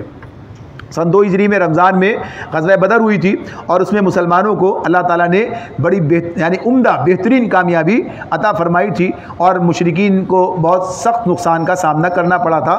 70 لوگ ان کے جو ہے وہاں مارے گئے تھے، بڑے بڑے سردار، اور 70 ان کے لوگ گرفتار بھی ہوئے تھے. وہ ان کی کمر ٹوٹی تھی ایک طرح سے. لیکن پھر بھی یہ لوگ کھڑے رہے، یعنی پھر بھی انہوں نے اگلا مقابلے کا جو ہے سامان کیا. تو آئندہ سال ہی، یعنی 1 سال کے بعد ہی مزید تیاریوں کے ساتھ یہ پھر سے لڑنے کے لیے آئے. اور اب ان کے پاس 3000 کا لشکر تھا. پہلے 1000 کا لشکر تھا بدر میں، اب 3000 کا لشکر لے کر یہ مقابلے پر آئے. تو جب ان کے آنے کی اطلاع ملی تو نبی اکرم صلی اللہ علیہ وسلم نے مشاورت کی، اور یہ بات ہوئی کہ ہاں ان کا مقابلہ کیسے کیا جائے. تو مسلمانوں کی کل تعداد جو ان کے مقابلے پر نکلی تھی وہ 1000 کی تھی. یعنی اتنے لوگ تھے مسلمانوں کے جو مقابلے کے لیے ان کے خلاف لڑنے کے لیے نکلے تھے.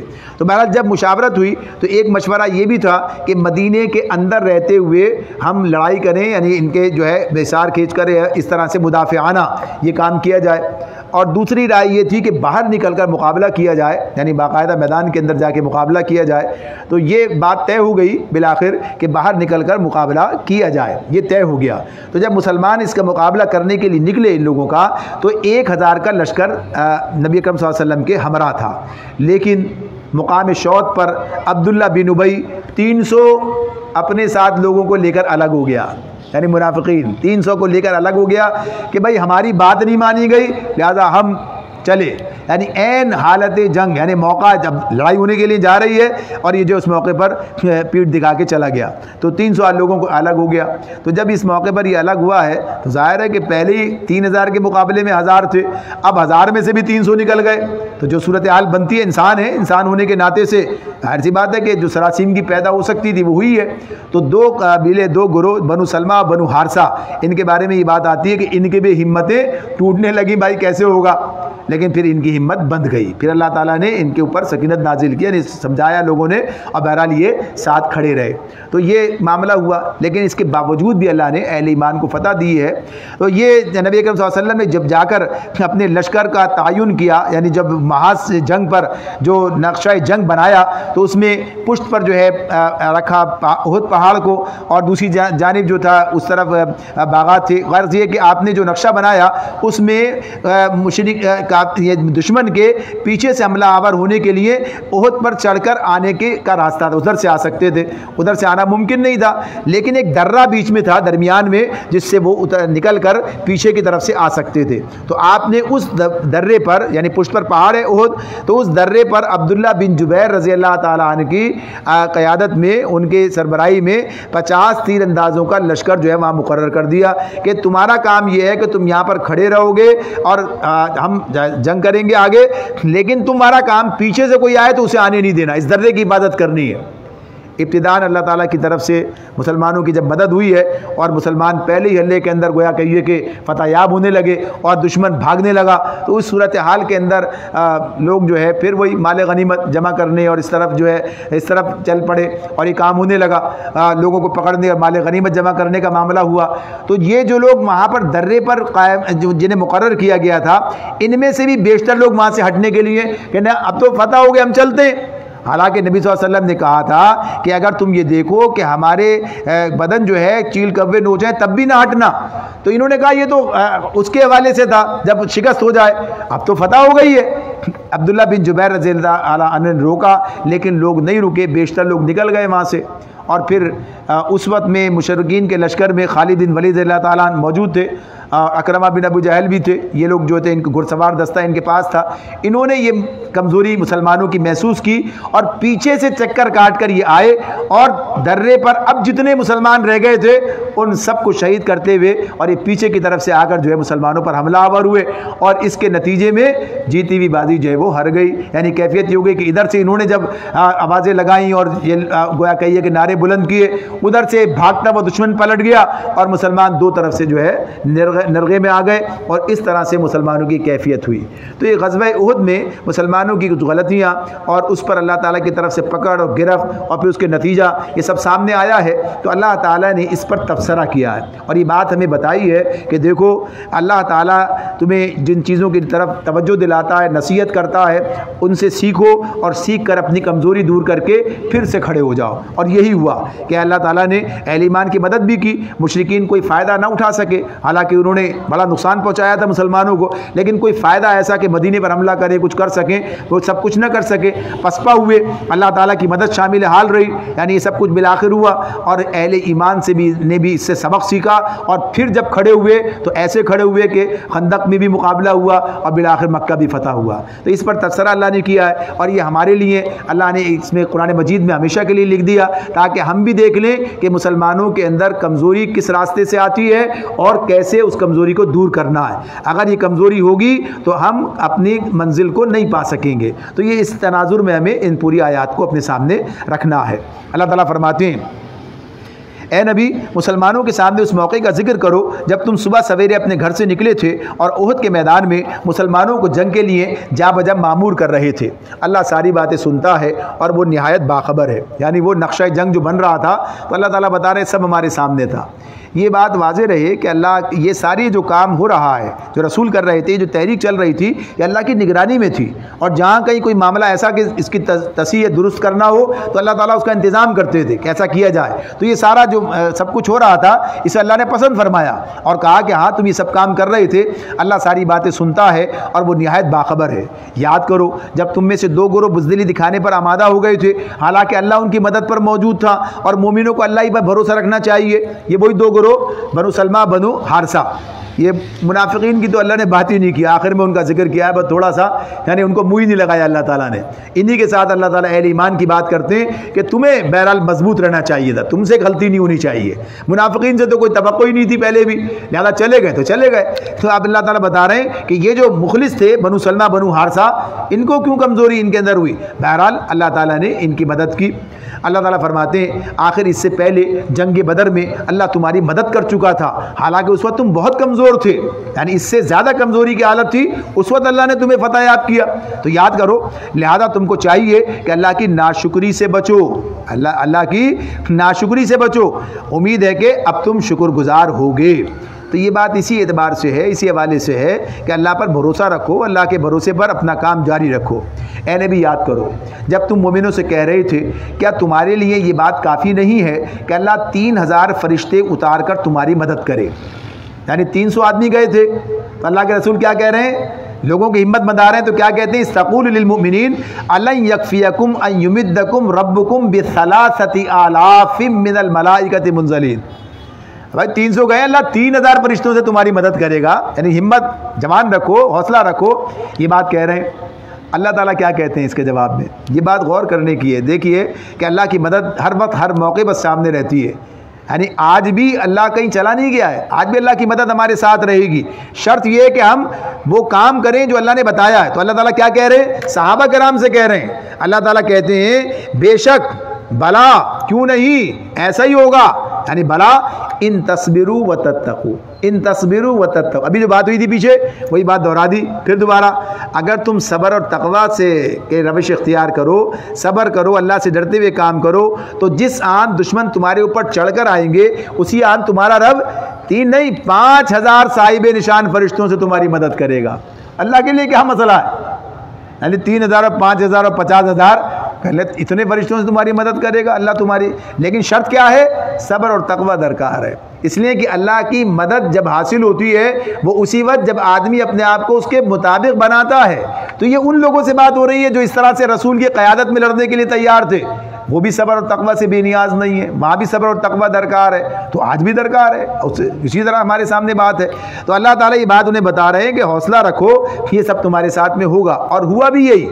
ابتدا میں اللہ کی مدد آئی، جو آگے بات آتی ہے ہمارے سامنے، تو کہہ دیا گیا کہ یہ تمہیں اپنا کام جاری رکھنا ہے تو اللہ تمہاری مدد کرے گا۔ یہ بات اللہ نے تمہیں اس لیے بتا دی ہے کہ تم خوش ہو جاؤ، یہ بات اللہ نے تمہیں اس لیے بتا دی ہے، وحی کے ذریعے سے بات آ گئی کہ تم خوش ہو جاؤ اور تمہارے دل مطمئن ہو جائیں۔ فتح و نصرت جو کچھ بھی ہے اللہ کی طرف سے ہے، اور وہ بڑی قوت والا اور دانا و بینا ہے۔ یعنی آج تو وحی نازل نہیں ہوگی، لیکن قرآن کی آیات موجود ہیں جو ہمیں بتا رہی ہیں، اور جس کو علامہ اقبال نے اس طرح سے کہا ہے، فضائے بدر پیدا کر، فضائے بدر پیدا کر، پہلے پیدا تو کر، فضائے بدر پیدا کر، فرشتے تیری نصرت کو اتر سکتے ہیں گردوں سے قطار اندر قطار۔ اب بھی اللہ کی مدد اب بھی ہمارے شامل حال ہو سکتی ہے، اور ہوئی ہے۔ نبی اکرم صلی اللہ علیہ وسلم کے بعد بھی ہر مرحلے میں اللہ کی مدد شامل حال رہی ہے، جب بھی اہل ایمان نے اپنے آپ کو اس کے مطابق بنایا ہے اور اب اس طریقے سے اس کام کو کیا ہے تو اللہ ان کا حامی و مددگار رہا ہے۔ تو اللہ تعالیٰ یہ بات بتاتے ہیں فتح و نصرت جو کچھ بھی اللہ کی طرف سے، آج بھی، کل بھی اور آنے والے کل میں بھی، فرمایا جو بڑی قوت والا اور دانا و بینا ہے، اور یہ مدد وہ تمہیں اس لیے بھی دے گا تاکہ کفر کی راہ چلنے والوں کا ایک بازو کاٹ دے، یا ان کو ایسی ذلیل شکست دے کہ وہ نامرادی کے ساتھ پسپا ہو جائیں۔ اے پیغمبر، فیصلے کے اختیارات میں تمہارا کوئی حصہ نہیں، اللہ کو اختیار ہے، چاہے انہیں معاف کر دے چاہے سزا دے، کیونکہ وہ ظالم ہے۔ زمین اور آسمانوں میں جو کچھ ہے اس کا مالک اللہ ہے، جس کو چاہے بخش دے اور جس کو چاہے عذاب دے، وہ معاف کرنے والا اور رحیم ہے۔ یہ اللہ تعالیٰ نے ذکر کیا اس موقع کا۔ ابھی یہ بات نہیں آئی ہے سامنے آگے کیا ہوا، ابھی تو یہ بات بتائی کہ اللہ نے یہ وعدے کیے، رسول کے ساتھ یہ بات ہو گئی، یہ سارا معاملہ ہو گیا، اب آگے جنگ کا معاملہ ہوگا، اس میں پھر نقصان جو کچھ ہوا اس کی بات، درمیان میں پھر آ گئی بات۔ اللہ تعالیٰ پھر تبصرہ کر رہے ہیں تو کہتے ہیں اے لوگوں جو ایمان لائے ہو، اے لوگوں جو ایمان لائے ہو، یہ بڑھتا اور چڑھتا سود کھانا چھوڑ دو، اللہ سے ڈرو، امید ہے کہ فلاح پاؤ گے۔ یہ آیت جو اس وقت سامنے ہے یہ آل عمران کی آیت ہے، 3 ہجری کے بعد یہ آیت نازل ہوئی ہے جو اس میں ہمارے سامنے غزوہ احد پر تبصرہ ہے. اور پیچھے ہم پڑھ کر آئے ہیں سورہ بقرہ کے اندر جہاں سود حرام کیا گیا ہے وہ فتح مکہ کے بعد کے آیات ہیں، یعنی 8 ہجری مکہ فتح ہوا اس کے بعد کی بات ہے. بعض تو کہتے ہیں کہ 10 ہجری میں وہ آیت نازل ہوئی ہے. غرض یہ کہ سود حرام تو وہاں پر کیا گیا ہے، لیکن اس موقع پر یہ بتایا جا رہا ہے، ابھی کمزوری کی بات نہیں کی ہے، پہلے سے اللہ تعالیٰ بتا رہے ہیں اس کمزوری کی بنیاد کیا ہے، یعنی کیا وجہ ہوئی کہ تم سے یہ کام سرزد ہو گیا، یہ کمزوری جو تمہارے اندر آ گئی، اس کے پیچھے معاملہ کیا تھا. تو اللہ تعالیٰ یہ بتاتے ہیں کہ ابھی تمہارے معاشرے میں یہ جو سود کا معاملہ موجود ہے، یہ جو سودی لین دین ہو رہا ہے، یہ جو سودی ذہنیت لوگوں کے اندر موجود ہے، ابھی منع تو کیا نہیں گیا، حرام تو ہوا نہیں ہے، لہٰذا وہاں کچھ لوگ اس کے اندر ہیں ملوث. تو کہا جو اس کا نتیجہ کیا ہے، یہ صورتحال اس کا سامنا تمہیں کرنا پڑا ہے. لہٰذا اللہ تعالیٰ کیا کہتے ہیں، یہ بڑھتا چڑھتا سود کھانا چھوڑ دو. یا ایھا الذین آمنوا لا تاکلوا الربا اضعافا مضاعفا. تو یہ تلقین ہے، ابھی حکم نہیں آیا ہے، ابھی اس کے ناپسندیدگی کی بات ہو رہی ہے. اللہ سے ڈرو، واتقوا اللہ لعلکم تفلحون، اللہ سے ڈرو تاکہ تم فلاح پا جاؤ. آج تو حکم موجود ہے، آج تو سود حرام ہے. جس وقت یہ آیت نازل ہو رہی تھی اس وقت نہیں تھا، آج حرام ہے. اس کے باوجود آدمی اس میں لگا ہوا ہے، تو پھر یہ سودی ذہنیت کہاں لے کر جائے گی، یہ کمزوری پیدا کر دے گی، وہن کے اندر مبتلا کر دے گی، یہ انسان کو بے حوصلہ کر دے گی، یہ مسلمان کو اس کے منصب سے گرا دے گی، کچھ کر ہی نہیں پائے گا. تو پہلے خود مسلم بننا ہے، پکا بننا ہے، سچا بننا ہے، معاملات کو ٹھیک کرنا ہے، ذاتی بھی، اپنے جماعتی بھی اور ریاستی بھی، یہ سب کرنا ہے، تب کہیں جا کے آگے کے مرحلے طے ہوں گے. تو یہ سب کام ہمیں اسی مرحلے میں کرنے کی بات ہے کہ اپنے معاشرے کو ٹھیک کرنا. تو اللہ تعالیٰ فرماتے ہیں اس آگ سے بچو جو کافروں کے لیے مہیا کی گئی ہے. واتقوا النار التی اعدت للکافرین، یعنی کافروں کے لیے آگ ہے. مسلمان کیوں بچیں؟ اس لیے بچیں کہ اگر وہ کافرانہ روش اختیار کریں گے، جو کافروں کے کرنے کے کام ہے وہ تم بھی کرنے لگو گے، تو پھر آگ سے کیسے بچو گے؟ ظاہر ہے کہ وہ کام کرو گے تو وہ انجام بھی آ جائے گا سامنے. تو اس لیے اللہ تعالیٰ کہتے ہیں بچو اس آگ سے جو کافروں کے لیے مہیا کی گئی ہے، اور رسول کی اللہ اور رسول کی اطاعت کرو، توقع ہے کہ تم پر رحم کیا جائے گا.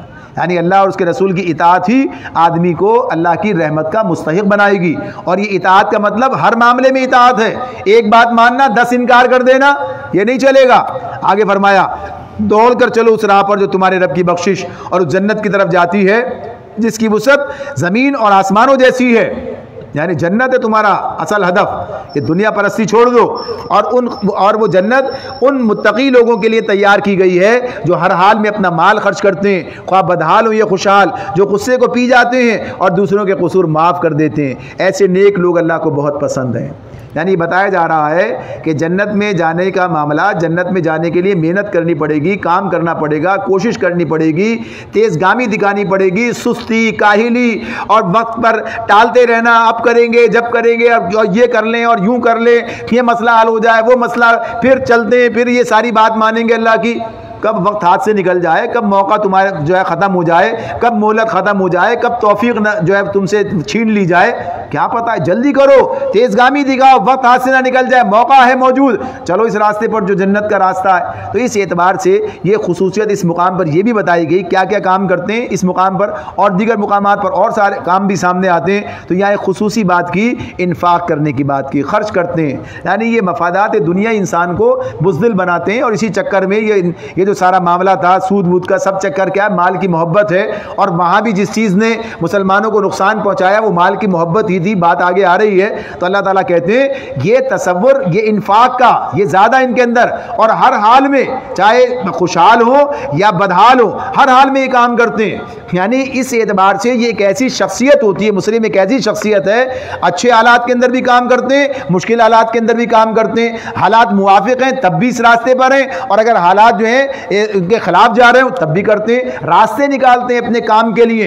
یعنی یہ چیز ہے جو ہمارے سامنے آتی ہے، اور مقامات بھی آئیں گے سامنے. ابھی سورہ توبہ آ رہی ہے آگے، اس میں اللہ تعالیٰ کہتے ہیں کہ ہاں انفروا خفافا وثقالا، نکلو اللہ کے راستے میں، خواہ ہلکے ہو یا بوجھل. یعنی اگر حالات اچھے ہیں تب بھی اور مشکل ہیں تب بھی. تو یہ بات کہ اس معاملے میں کہ آدمی ہر حال میں اپنے راستے کو سامنے رکھ کر اس پر چلنے کی کوشش جاری رکھے.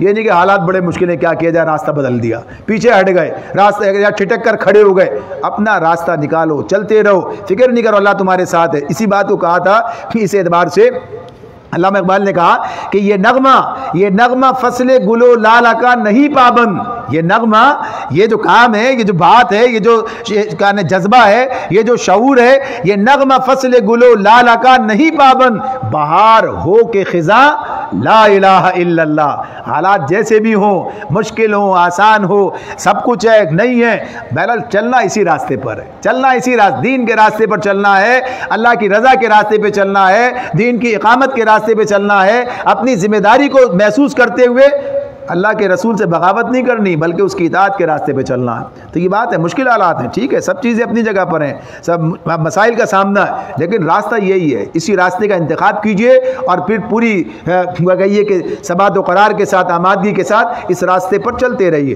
اللہ تعالیٰ کی مدد شامل حال ہوگی۔ تو فرمایا کہ ہر حال میں خرچ کرتے ہیں، اور پھر کوئی غصیلے نہیں ہیں، مشتعل ہو جانے والے نہیں ہیں، ذرا سی بات پر، ذرا سے پہلو پر تھوڑا سا معاملہ طبیعت کے خلاف ہوا اور پتہ چلا کہ غصہ، تو کیا کہا؟ غصے کو پی جاتے ہیں، غصے کو پی جاتے ہیں، اپنے اوپر قابو رکھتے ہیں۔ غصے کو پینا کیا ہوتا ہے؟ غصہ نہ کرنے کی بات نہیں ہو رہی ہوئی، بلکہ یا زیادہ تفصیل کی بات کا تو بھی موقع نہیں ہے۔ اصل چیز کیا ہے؟ ایک فرد وہ ہے جو ہر معاملے میں فوراً رد عمل کا شکار ہو جاتا ہے، ایک بات ہوئی فوراً رد عمل آ گیا، فوراً جو ہے گویا کہ جسے جیسے چاہو اسے استعمال کر لو۔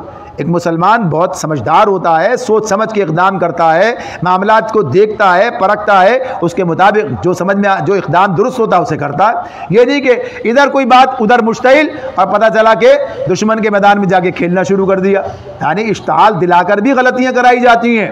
تو اس معاملے میں اپنے اوپر قابو پانے کی بات ہے، یہ مضمون بھی اسی سورہ آل عمران میں آخر میں آ رہا ہے۔ تو غصے کو پی جاتے ہیں، اور پھر یہ عام حالات میں اجتماعیت کا اصول ہے، لوگوں کے ساتھ رہ کر کام کرتے ہیں، غلطیاں بھی ہوتی ہیں، کوتاہیاں بھی ہوتی ہیں، کبھی زیادتیاں بھی ہو جاتی ہیں، دوسروں کے قصور معاف کر دیتے ہیں۔ یعنی اجتماعی زندگی میں اس وقت تک بھی، چاہے گھر کی ہو، چاہے جماعت کی ہو، چاہے اور کسی ادارے کی ہو، اور یہ معاملات ہوں گے، لوگوں سے غلطیاں ہوتی ہیں، تو معاف کرنے کا حوصلہ، لوگوں کی غلطیوں سے درگزر کرنا، معاف کرنا اور معاف کر کے آگے نکل جانا، تو یہ ایک بنیادی وصف ہے جو اہل ایمان کا اللہ تعالیٰ بتا رہے ہیں۔ ایسے نیک لوگ اللہ کو بہت پسند ہیں، اللہ کا پسندیدہ بننا ہے تو اپنے اندر معاف کرنے کا جذبہ پیدا کرنا چاہیے۔ اور زیادہ سب سے بڑی بات کیا، ساتھ چلنے والے ساتھی اور نیچے کمزور لوگ، یعنی بچے ہوں، چاہے وہ ملازم ہوں، چاہے جیسے بھی لوگ ہوں، تو بہرحال غلطیوں سے درگزر کرتے ہوئے آگے بڑھ جانا، اس لیے کہ ہم بھی چاہتے ہیں کہ اللہ ہمیں معاف کرے۔ آگے فرمایا، اور جن کا حال یہ ہے، یعنی وہ اہل ایمان ایسے ہیں کہ اگر کبھی کوئی فحش کام ان سے سرزد ہو جاتا ہے یا کسی گناہ کا ارتکاب کر کے وہ اپنے اوپر ظلم کر بیٹھتے ہیں، تو معاً اللہ انہیں یاد آ جاتا ہے اور اس سے اپنے قصوروں کی معافی چاہتے ہیں۔ یعنی غلطیاں ہوتی ہیں، کوتاہیاں ہو جاتی ہیں، گناہ ہو جاتے ہیں، مگر اصرار نہیں کرتے، ڈٹے نہیں رہتے، فوراً اللہ یاد آتا ہے، معافی مانگتے ہیں۔ اللہ تعالیٰ فرماتے ہیں کیونکہ اللہ کے سوا اور کون ہے جو گناہ معاف کر سکتا ہو؟ بھائی کہاں جائیں؟ غلطی ہوئی ہے، کوتاہی ہوئی ہے، گناہ ہوئے، جیسے بھی ہوئے، پلٹیں گے تو کہاں؟ رب کی طرف جائیں گے، اس سے معافی مانگتے ہیں۔ اور فرمایا، اور وہ کبھی دانستہ اپنے کیے پر اصرار نہیں کرتے، جانتے بوجھتے پتہ ہے غلط ہے، لگے ہوئے ڈٹے ہوئے، چل رہا بس ٹھیک ہے، دیکھا جائے گا، آگے دیکھیں گے، اللہ بڑا معاف کرنے والا، اور چلے جا رہے گناہ کے اوپر۔ تو کہا دانستہ، دیدہ دانستہ اپنے کیے پر اصرار نہیں کرتے، ایسے لوگوں کی جزا ان کے رب کے پاس یہ ہے کہ وہ ان کو معاف کر دے گا اور ایسے باغوں میں انہیں داخل کرے گا جن کے نیچے نہریں بہتی ہوں گی اور وہ وہاں ہمیشہ رہیں گے۔ اور پھر کیا کہا آخر میں؟ آخری جملہ ہے وَنِعْمَ أَجْرُ الْعَامِلِينَ، نعم اجر العاملین، کتنا بہترین اجر ہے یہ جنت، کتنا بہترین اجر ہے، کس کے لیے؟ عاملین، عمل کرنے والوں کے لیے، عاملین، عمل کرنے والوں کے لیے۔ تو اللہ بتا رہا ہے کہ بے عملوں کے لیے نہیں ہے، ہاتھ پیر چھوڑ کے بیٹھے ہوئے اللہ کر ہی دے گا، بڑا نکتہ نواز ہے، کوئی نہ کوئی معاملہ، کوئی رستہ بن ہی جائے گا۔ اور بہرحال ایمان تو دل میں ہے ہی، اور اللہ کے رسول نے کہا رائی کے دانے کے برابر بھی ایمان ہو جہنم سے نکال لیا جائے گا، یعنی پہلے جہنم میں جائیں گے پھر نکل جائیں گے، کوئی پرواہ کی بات نہیں ہے۔ یعنی جب وہ جہنم، یعنی جس کے بارے میں بتا دیا کہ اس کے قریب سے گزر کر بھی جو ہے انسان کی کیا حالت ہو جائے گی، نبی صلی اللہ علیہ وسلم نے فرمایا ایک شخص کو، یعنی اپنے جنت کے جہنم کے تصور کو واضح کیا، ایک غوطہ دے کر جہنم میں غوطہ دے کر باہر نکال لیا جائے گا۔ ایسے شخص کو، پوری بات یہ ہے، ایسے شخص کو جس نے دنیا میں کبھی کوئی تکلیف ہی نہیں دیکھی، ہمیشہ عیش ہی عیش میں رہا، ساری آسانیاں سہولتیں، عیش عیاشی، ایک غوطہ دے کے نکالا جائے گا اور اس سے پوچھا جائے گا کوئی نعمت کا اثر واقعی ہے، کوئی اچھا وقت گزرا ہے؟ کہا کبھی نہیں، یعنی ایک لمحے میں جو ہے ساری نعمت، سارے عیش عیاشی سب بھول گیا اور اس تکلیف نے اسے سب کچھ بھلا دیا۔ ایسی جگہ جانے کے لیے کہا اللہ تعالیٰ، آگے آئے گا مضمون سورہ سجدہ میں آئے گا 1000 سال کا دن، سورہ معارج میں آئے گا 50,000 سال کا دن۔ ارے بھائی یہ تو چند سالوں کی زندگی جس میں آدمی اللہ کی بات ماننے کے لیے تیار نہیں ہے اور ایسے جہنم میں جانے کے لیے تیار ہے چند دنوں کے لیے، تو سوچنے کی بات ہے۔ تو عمل کرنے والے جنت میں چلے جائیں گے۔ عمل کیا کرنا ہے یہ بار بار ہمارے سامنے آ رہا ہے، اللہ کے دین کو سیکھنا، سمجھنا، اس پر عمل پیرا ہونا، اپنی اصلاح کرنا، جو ذمہ داری اللہ نے ہمارے اوپر عائد کی اس پر آپ نے آپ کو کاربند رکھنا، تو یہ سب چیزیں کہ ہم اگر تیار ہوں گے تو انشاءاللہ اللہ یہ منزل ہمیں عطا فرمائے گا۔ تو کیا کہا، کیسا اچھا بدلہ، نعم اجر العاملین، عمل کرنے والوں کے لیے کتنا بہترین بدلہ ہے۔ تم سے پہلے بہت سے دور گزر چکے ہیں۔ اب ایک اور انداز میں، اب یہ چونکہ تبصرہ تھا غزوہ احد پر اور ظاہر نقصان ہوا، مشکل ہوئی ہے، تکلیف آئی ہے، لوگ زخمی ہو گئے ہیں، 70 صحابہ شہید ہو گئے ہیں، ایسے حالات ہیں، تو اللہ تعالیٰ بتا رہے ہیں، پہلے ہمت بندھا رہے ہیں، ابھی تنقید بھی ہوگی، ابھی تمہیں سمجھایا بھی جائے گا۔ ابھی کیا کہہ رہے ہیں، تم سے پہلے بھی بہت سے دور گزر چکے ہیں، یعنی یہ پہلا معاملہ نہیں ہے۔ آپ دیکھو زمین میں چل پھر کر دیکھ لو ان لوگوں کا کیا انجام ہوا جنہوں نے اللہ کے احکام و ہدایات کو جھٹلایا۔ یہ لوگوں کے لیے ایک صاف اور صریح تنبیہ ہے، اور جو اللہ سے ڈرتے ہوں ان کے لیے ہدایت و نصیحت۔ یعنی یہ بات اپنی جگہ ہے کہ کافروں کا جو انجام ہونا ہے وہ اپنی جگہ طے ہے۔ اگر ابھی تمہیں گویا کہ یہ تھوڑی سی سرزنش ہوئی ہے، ذرا سی تمہیں گویا کہ یہ تنبیہ کی گئی ہے، اس کا مطلب یہ نہیں کہ اللہ ان سے راضی ہو گیا تمہیں۔ آج بھی اللہ ان سے راضی نہیں، کل بھی راضی نہیں تھا اللہ ان سے۔ ان کا تو انجام ہونا ہے وہ اپنی جگہ، تو پہلے تو یہ بتا دیا ان کا انجام تو زمین پہ چل پھر کر دیکھو، ان کا انجام وہی ہوا، یعنی بدترین انجام کا شکار ہوئے۔ اس کے بعد اللہ تعالیٰ فرماتے ہیں دل شکستہ نہ ہو، ولا تہنوا ولا تحزنوا وانتم الاعلون ان کنتم مؤمنین۔ دیکھیے تنقید کا بھی کیا سلیقہ ہے، پہلے بتائی اصولی باتیں بتا دی ہیں، اب اللہ تعالیٰ پہلے ہمت بنا رہے ہیں۔ اللہ تعالیٰ کہتے ہیں ولا تہنوا، دل شکستہ نہ ہو، ولا تحزنوا، غم نہ کرو، وانتم الاعلون ان کنتم مؤمنین، تم ہی غالب رہو گے اگر مومن ہو۔ بس یہ کام کس کی ذمہ داری ہے بھائی؟ یہ نہیں کہا کہ 50,000 آدمی ہونے چاہیے، 50 لاکھ روپے ہونا چاہیے، اتنے ٹینک ہونے چاہیے، اتنا۔ اللہ تعالیٰ کیا کہتے ہیں بھائی تمہارا کام اپنی ذات کا ہے، یعنی مومن بننے کون بنے؟ میں خود بنوں گا نا، فرد بنے گا، افراد بنیں گے، معاشرہ بنے گا، یعنی لوگ بنیں گے۔ اس کے نتیجے میں وہ انقلاب آئے گا، یعنی اس کے نتیجے میں اس کے بعد یہ بات بھی آئے گی کہ تیاری بھی ہے، سب چیزیں ہیں، اللہ کی مدد بھی ہے۔ بوڑھے لوگ، کمزور لوگ، یعنی گویا کہ یہ مروب لوگ، ان کے پاس ہتھیاروں کے ڈھیر بھی لگا دو کوئی نتیجہ نہیں نکلے گا۔ ہتھیاروں کے ڈھیر لگا دو، انہیں ایٹمی طاقت بنا دو، کوئی نتیجہ نہیں نکلے گا، جب تک کہ ان کے اندر حوصلہ نہ ہو، جب تک کہ ان کے اندر موت کا خوف نکل نہ جائے، دنیا سے محبت ان کے اندر جو ہے رخصت نہ ہو جائے۔ تو کیا بات ہو رہی ہے؟ ولا تہنوا ولا تحزنوا۔ وہن کیا ہے؟ ایک ترجمہ تو یہ دل شکستگی کی بات ہوئی ہے، اب وہن کیا ہے؟ نبی صلی اللہ علیہ وسلم نے کیا فرمایا ہے؟ وہن کی تشریح جو اللہ کے رسول نے فرمائی کیا؟ حب الدنیا کراہیت الموت، حب الدنیا کراہیت الموت۔ آج یہ امت تھوڑے سے استثناء کے ساتھ، معمولی سے استثناء کے ساتھ، کچھ لوگ اس سے الگ ہوں گے، ورنہ کیا ہے یہ؟ حب الدنیا کراہیت الموت کا شکار ہے، یعنی دنیا کی محبت اور موت سے بچنے، نفرت، موت کو کراہیت ہے، مرنا نہیں چاہتا کوئی بھی۔ مرنا تو ہے، ہمیں اگر ڈر ہو تو اس بات کا کہ مر کے کیا ہوگا اس کی تیاری کریں، مرنا تو ہے، مرنے سے کیا ڈرنا ہے؟ یعنی اللہ کے پاس پہنچنا اور اللہ کے راستے میں موت آ جائے تو کیا بات ہے صاحب، یعنی اس معاملے میں تو یہ جو حب الدنیا ہے، یہ دنیا کی محبت، اور یہی محبت جو ہے پاؤں کی زنجیر بن گئی ہے کہ یہ حوصلہ جو ہے ختم کر دیتی ہے، حوصلہ ہار جاتا ہے آدمی، یعنی جن کے اندر دنیا کی محبت ہوتی ہے۔ تو یہ کہا کہ یہ جو ہے اگر ختم ہوگی، مومن کے یہ صفات ہیں، یہ وہن نہیں ہوگا اس کے اندر، حزن نہیں ہوگا اس کے اندر، کچھ بھی ہاتھ سے چلا جائے کوئی غم نہیں ہوگا اسے، ٹھیک ہے؟ انا للہ و انا الیہ راجعون، ہم تو ہیں ہی اللہ کے لیے اور اللہ کی طرف پلٹ کر جا رہا ہے، کوئی بات نہیں ہے۔ آگے یہ مضمون آ رہا ہے، اللہ تعالیٰ کہتے ہیں ہم نے یہ تمہیں جو دکھایا ہے اس وجہ سے کہ تم حوصلہ آ رہے تھے، یعنی غم سے تم جو ہے پیچھے کی وجہ سے یہ معاملہ ہو گیا تھا۔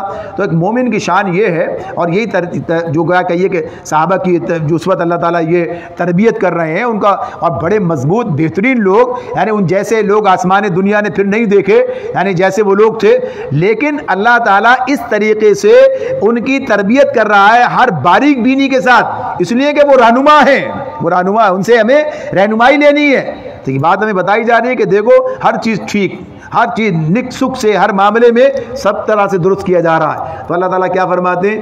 دل شکستہ نہ ہو، غم نہ کرو، تم ہی غالب رہو گے اگر مومن ہو۔ تو اپنی طرف دیکھو، پہلے یہ مسئلہ تو حل کر لو، یہ معاملہ کرو، ساتھ ساتھ اس کے یہ بھی ہوگا جب ہم یہ کام کریں گے، ظاہر ایک مومن بدعنوان نہیں ہوگا، ایک مومن بددیانت نہیں ہوگا، ایک خیانت کرنے والا۔ آج ہمارے کیا ہے، ہمارے جو جھونکیں لگی ہوئی ہیں وہ کیا لگی ہوئی ہیں ہمارے ملک میں؟ کیا چیز ہے؟ بدعنوانی سب سے بڑا مسئلہ بن کر سامنے آتی ہے۔ یعنی یہ بات ہے، مومن کی تو شان ہی نہیں ہے بدعنوانی، یعنی معاملہ پہلا مسئلہ حل ہو گیا۔ ساری چیزیں جو جھونک لگی جس سے ہم کمزور کی طرف جا رہے ہیں، یہ چیز تو مومن کا معاملہ اسی اعتبار سے پھر بلند حوصلہ ہوتا ہے، اپنے مقصد کو سامنے رکھتا ہے، اس کے لیے تیاری کرتا ہے، مل کر رہتا ہے، اتفاق ہوتا ہے، اتحاد ہوتا ہے، افتراق و انتشار سے بچتا ہے، ہدف اس کا سامنے ہوتا ہے، آپس میں ایک دوسرے کے مد مقابل نہیں ہوتا۔ یعنی کیا کیا چیزیں ہوتی ہیں، مومن بن کے تو دیکھیے پہلے، یعنی معاشرہ مومن بنے گا تو معاملہ سامنے آئے گا۔ فرمایا اس وقت اگر تمہیں چوٹ لگی ہے تو اس سے پہلے ایسی ہی چوٹ تمہارے مخالف فریق کو بھی لگ چکی ہے۔ یہ تو زمانے کے نشیب و فراز ہیں، یہ کبھی کوئی اوپر کبھی کوئی نیچے، یہ تو زمانے کے نشیب و فراز ہیں جنہیں ہم لوگوں کے درمیان گردش کرتے رہتے ہیں۔ تم پر یہ وقت اس لیے لایا گیا کہ اللہ دیکھنا چاہتا تھا کہ تم میں سچے مومن کون ہیں، اور ان لوگوں کو چھانٹ لینا چاہتا تھا جو واقعی راستے کے گواہ ہوں۔ یعنی کبھی اس طرح بھی آزمایا جاتا ہے، تکلیف دے کے بھی، کبھی گرا کے بھی، یعنی معاملہ اپنی جگہ پر ہے۔ یہ بات ہے کہ کام کرنے والوں سے ہی غلطی ہوتی ہے، یعنی یہ بات اپنی جگہ، جو لوگ کام ہی نہیں کرتے ان کا تو معاملہ ہی دوسرا ہے۔ یعنی گرتے ہیں شاہ سواری میدان جنگ میں، گرتے ہیں شاہ سواری میدان جنگ میں، وہ طفل کیا گرے گا جو گھٹنوں کے بل چلے، جو چلنا ہی نہیں، جہاں کام ہی نہیں کرے گا تو ظاہر سی بات ہے اس کی کیا بات ہے۔ پہلے غلطی تو سب سے بڑی وہ یہی کر رہا، کام ہی نہیں کر رہا، وہ ہے ہی سارا اس سے باہر ہے، اپنے کہیے بحث سے ہی باہر ہو گیا، معاملے سے ہی باہر ہو گیا۔ تو اس اعتبار سے اللہ تعالیٰ فرماتے ہیں یہ تو اللہ دیکھنا چاہتا تھا تو میں سچے مومن کون ہیں، اور لوگوں کو چھانٹ لینا چاہتا تھا جو واقعی راستے کے گواہ ہوں، کیونکہ ظالم لوگ اللہ کو پسند نہیں ہیں، اور وہ اس آزمائش کے ذریعے سے مومنوں کو الگ چھانٹ کر کافروں کی سرکوبی کر دینا چاہتا تھا۔ کیا تم نے یہ سمجھ رکھا ہے، ام حسبتم، سورہ بقرہ میں یہ آیت آئی تھی، ام حسبتم ان تدخلوا الجنہ، وہاں دوسرے والے سے تھی، ذرا سی بات الگ تھی، یہاں اس کو الگ کا بیان کیا، ام حسبتم ان تدخلوا الجنہ، کیا تم نے یہ سمجھ رکھا ہے کہ یوں ہی جنت میں چلے جاؤ گے؟ ولما یعلم اللہ الذین جاہدوا منکم ویعلم الصابرین، حالانکہ ابھی اللہ نے یہ تو دیکھا ہی نہیں کہ تم میں کون وہ لوگ ہیں جو اس کی راہ میں جانیں لڑانے والے اور اس کی خاطر صبر کرنے والے ہیں۔ پہلا تناظر تو ادھر ہی تھا، لیکن اگر اس کو اس آیت کو اس حوالے سے بھی دیکھیں، جہاد کی جو وسعت ہے، جہاد کی جو وسعت ہے، اللہ تعالیٰ یہ بات بتا رہے ہیں جنت میں جانے کے لیے اس راستے پر چلنا ضروری ہے، اس راستے پر چلنا، جہاد کے راستے پر چلنا ضروری ہے۔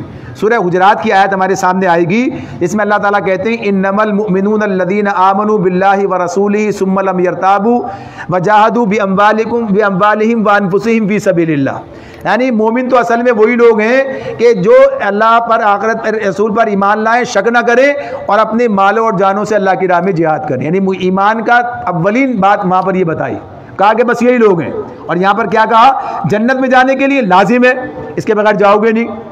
پھر کیا مطلب ہوا؟ مطلب اس کا یہ ہے کہ جہاد جو اپنی وسعت رکھتا ہے، اپنے مفہوم کے، اپنے معنی کے اعتبار سے، کہ اللہ کے دین کو غالب کرنے کی جد و جہد کا نام جہاد ہے۔ ہم یہاں بیٹھے ہیں کس مقصد کے لیے بیٹھے ہیں؟ اگر شعوری طور پر ہم اس مقصد کے لیے بیٹھے ہیں کہ ہم اس سے دین کو سیکھ کر، اس سے دین سمجھا کر، دین پر عمل پیرا ہو کر بالآخر اللہ کے دین کو غالب کرنے کی کوشش کر رہے ہیں، تو یہ عین جہاد ہے۔ یہ یعنی اس کا معاملہ یہ نہیں ہے کہ صرف لڑائی، توپ اور تفنگ کا معاملہ، وہ تو جب آئے گا۔ پیش نظر کیا ہے؟ نبی اکرم صلی اللہ علیہ وسلم نے جب پہلے دن مشرکین مکہ کے سامنے یہ بات رکھی، لا الہ الا اللہ، کوئی الہ نہیں اللہ کے سوا، انکار کر دیا، چیلنج کیا، اور اللہ کی الوہیت اور حاکمیت کا اعلان کیا، یہی جہاد تھا۔ یہ پہلے دن سے یہ دعوت جو ہے، یہ اسی بات کی دعوت ہے کہ اللہ کی حاکمیت کی دعوت ہے، اللہ کے نظام کی جو ہے نفاذ کی دعوت ہے، اس کی حاکمیت قبول کرنے کی دعوت ہے۔ لہذا یہ کام جب شعوری طور پر ہوگا تو یہ یہی کہلائے گا۔ لیکن اگر کوئی استغاث، چلو اللہ کی بات ہو رہی ہے، کوئی ثواب ملے گا، کچھ اجر ملے گا، تو وہ اتنا ہی رہے گا معاملہ۔ اور جب اس جذبے کے ساتھ آئے گا کہ کام ہے اللہ نے حوالے کیا ہے، اس کام کو سمجھو تو صحیح، جس دین کو غالب کرنے جا رہا ہے اس دین کو پہلے سمجھتے ہی نہیں، جانتے ہی نہیں، تو کیا کرو گے؟ تو اس کا تقاضا ہے، اس مقصد کے تحت یہ کام ہے، اس حوالے سے یہ چیز ہے یہ کہ ہاں یہ اجتماعیت ہے جس کا مقصد یہ ہے اللہ کی رضا بذریعہ اقامت دین کی جدوجہد، تو اسی کے کام میں سے یہ کام کے جس کام کو لے کے کھڑے ہوئے ہیں، جس دین کو نافذ و قائم کرنا چاہتے ہیں اسے سمجھاؤ تو لوگوں کو۔ نبی اکرم صلی اللہ علیہ وسلم پہلے سمجھا رہے تھے، 13 سال مکے میں یہ کام جاری رہا، بعد میں بھی یہ کام جاری رہا، کیونکہ مرحلہ بدل گیا، تو یہ مرحلے بدلتے رہتے ہیں لیکن یہ کام جاری رہتا ہے۔ تو اس اعتبار سے اپنی ذات کو ادب بنا کر، اس اعتبار سے اپنے گرد و پیش کو ادب بنا کر، اپنے معاشرے کو ادب بنا کر کہ ہمیں وہ انقلاب اپنی زندگی میں لانا ہے، اپنے گرد و پیش میں لانا ہے، اپنے گھر میں لانا ہے، اپنے معاشرے میں لانا ہے کہ اللہ کا دین غالب ہو جائے، تو یقیناً یہ کام اسی طرح سے ہوگا۔ تو اللہ تعالیٰ کہتے ہیں اللہ دیکھنا چاہتا ہے کون ہے جو اس کے راہ کے اندر یہ جو ہے اس کے جنت میں جانے کے لیے ضروری ہے، اللہ یہ دیکھے گا کون ہے جاہدوا منکم، تم میں سے جہاد کرنے والا، ویعلم الصابرین، اور صبر کرنے والا ہے۔ اور ایک بات اور اگلی آیت پر مکمل کرتے ہیں، اللہ تعالیٰ فرماتے ہیں تم تو موت کی تمنائیں کر رہے تھے، تم تو بہت لوگ یہ بات ہوتی ہے نا، یہ ظاہر سی بات ہے کہ ایسا نہیں سارے لوگوں کا معاملہ ہو، یعنی ظاہر ہے کچھ لوگ ایسے بھی تھے جن کا ذکر ہو رہا ہے تو کچھ لوگوں کی بات ہو رہی ہے، لیکن اللہ تعالیٰ اس حوالے سے بتا رہے ہیں اور آج تو بہت سارے لوگوں کی بات ہو رہی ہے، تم تو موت کی تمنائیں کر رہے تھے، مگر یہ اس وقت کی بات تھی جب موت سامنے نہ آئی تھی، لو اب وہ تمہارے سامنے آ گئی اور تم نے اسے آنکھوں دیکھ لیا۔ بات یہی ہے کہ انسان سوچتا تو ہے، آج بھی بہت سے لوگ یہ سوچتے ہیں شہادت کی موت، سارے گناہ معاف ہو جائیں گے، چلو شہادت کی موت مل جائے تو بڑا ہی کام ہو جائے، یعنی بات ہے یہ، لیکن بات یہ ہے اللہ کے راستے میں جان قربان کر دینا اتنا بڑا کام ہے، اتنا بڑا مرحلہ ہے کہ ظاہر ہے جب وہ آئے گا تو پتہ چلے گا۔ لیکن جو آدمی اللہ کے لیے اپنی ایک خواہش قربان کرنے کے لیے تیار نہیں ہے، پتہ یہ کام نہیں کرنا ہے، نیند قربان کرنے کے لیے تیار نہیں ہے، آرام قربان کرنے کے لیے تیار نہیں ہے، ذرا سا اپنا مفاد قربان کرنے کے لیے تیار نہیں ہے، وہ جان کیا قربان کرے گا؟ سوچتا ہے، تو ظاہر سی بات ہے کہ یہ راستہ ہے، یہ راستہ ہے اس معاملے میں، جب آدمی اللہ کے لیے اس کی رضا کے لیے اپنی خواہش کو چھوڑنے کے لیے تیار ہو، اپنے آرام کو چھوڑنے کے لیے تیار ہو، اپنے مفاد جو ناجائز ہے، اللہ جائز مفاد کو چھوڑنے کی بات نہیں کرتا ہے، ناجائز مفاد کو چھوڑنے کی بات کرتا ہے، آرام میں بھی آپ کو سلاتا ہے، سلانے کے بعد اٹھانے کی بات کرتا ہے، ایسا نہیں کہتا بس آپ جاگتے ہی رہیے، آپ ہمیشہ بھوکے رہیے، صبح کھلاتا ہے، شام کو پھر کھلاتا ہے، درمیان میں روزہ رکھاتا ہے اور پھر اپنی مدد شامل حال رکھتا ہے، سب کچھ کرتا ہے، یعنی یہ بات کرتا ہے۔ اتنا بھی کرنے کے لیے آدمی تیار نہ ہو تو پھر وہ اگلی منزلیں کیسے طے کرے گا؟ تو اپنے آپ کو اس کے مطابق بنانا، اپنی شخصیت کی تعمیر کرنا، اپنی سیرت سازی کرنا، اپنے اخلاق کا معاملہ دیکھنا، اپنے طور طریقوں کو دیکھنا اور اس کو اسلام کے مطابق بناتے چلے جانا۔ جب یہ اس طرح بنیں گے تو اگلی منزل میں ہم کامیاب ہوں گے، لیکن اگر پہلے مرحلے میں یہ سب چیزیں نہیں ہو رہی ہیں تو اس بات کی توقع چھوڑ دیجئے کہ اگلا مرحلہ آ گیا تو شاید ہم پھر ثابت قدم ہو سکیں گے۔ پہلا مرحلے کی بنیاد پر ہی اگلے مرحلے میں کامیابی ہوتی ہے۔ اللہ تعالیٰ میں سمجھنے اور عمل کرنے کی توفیق عطا فرمائے۔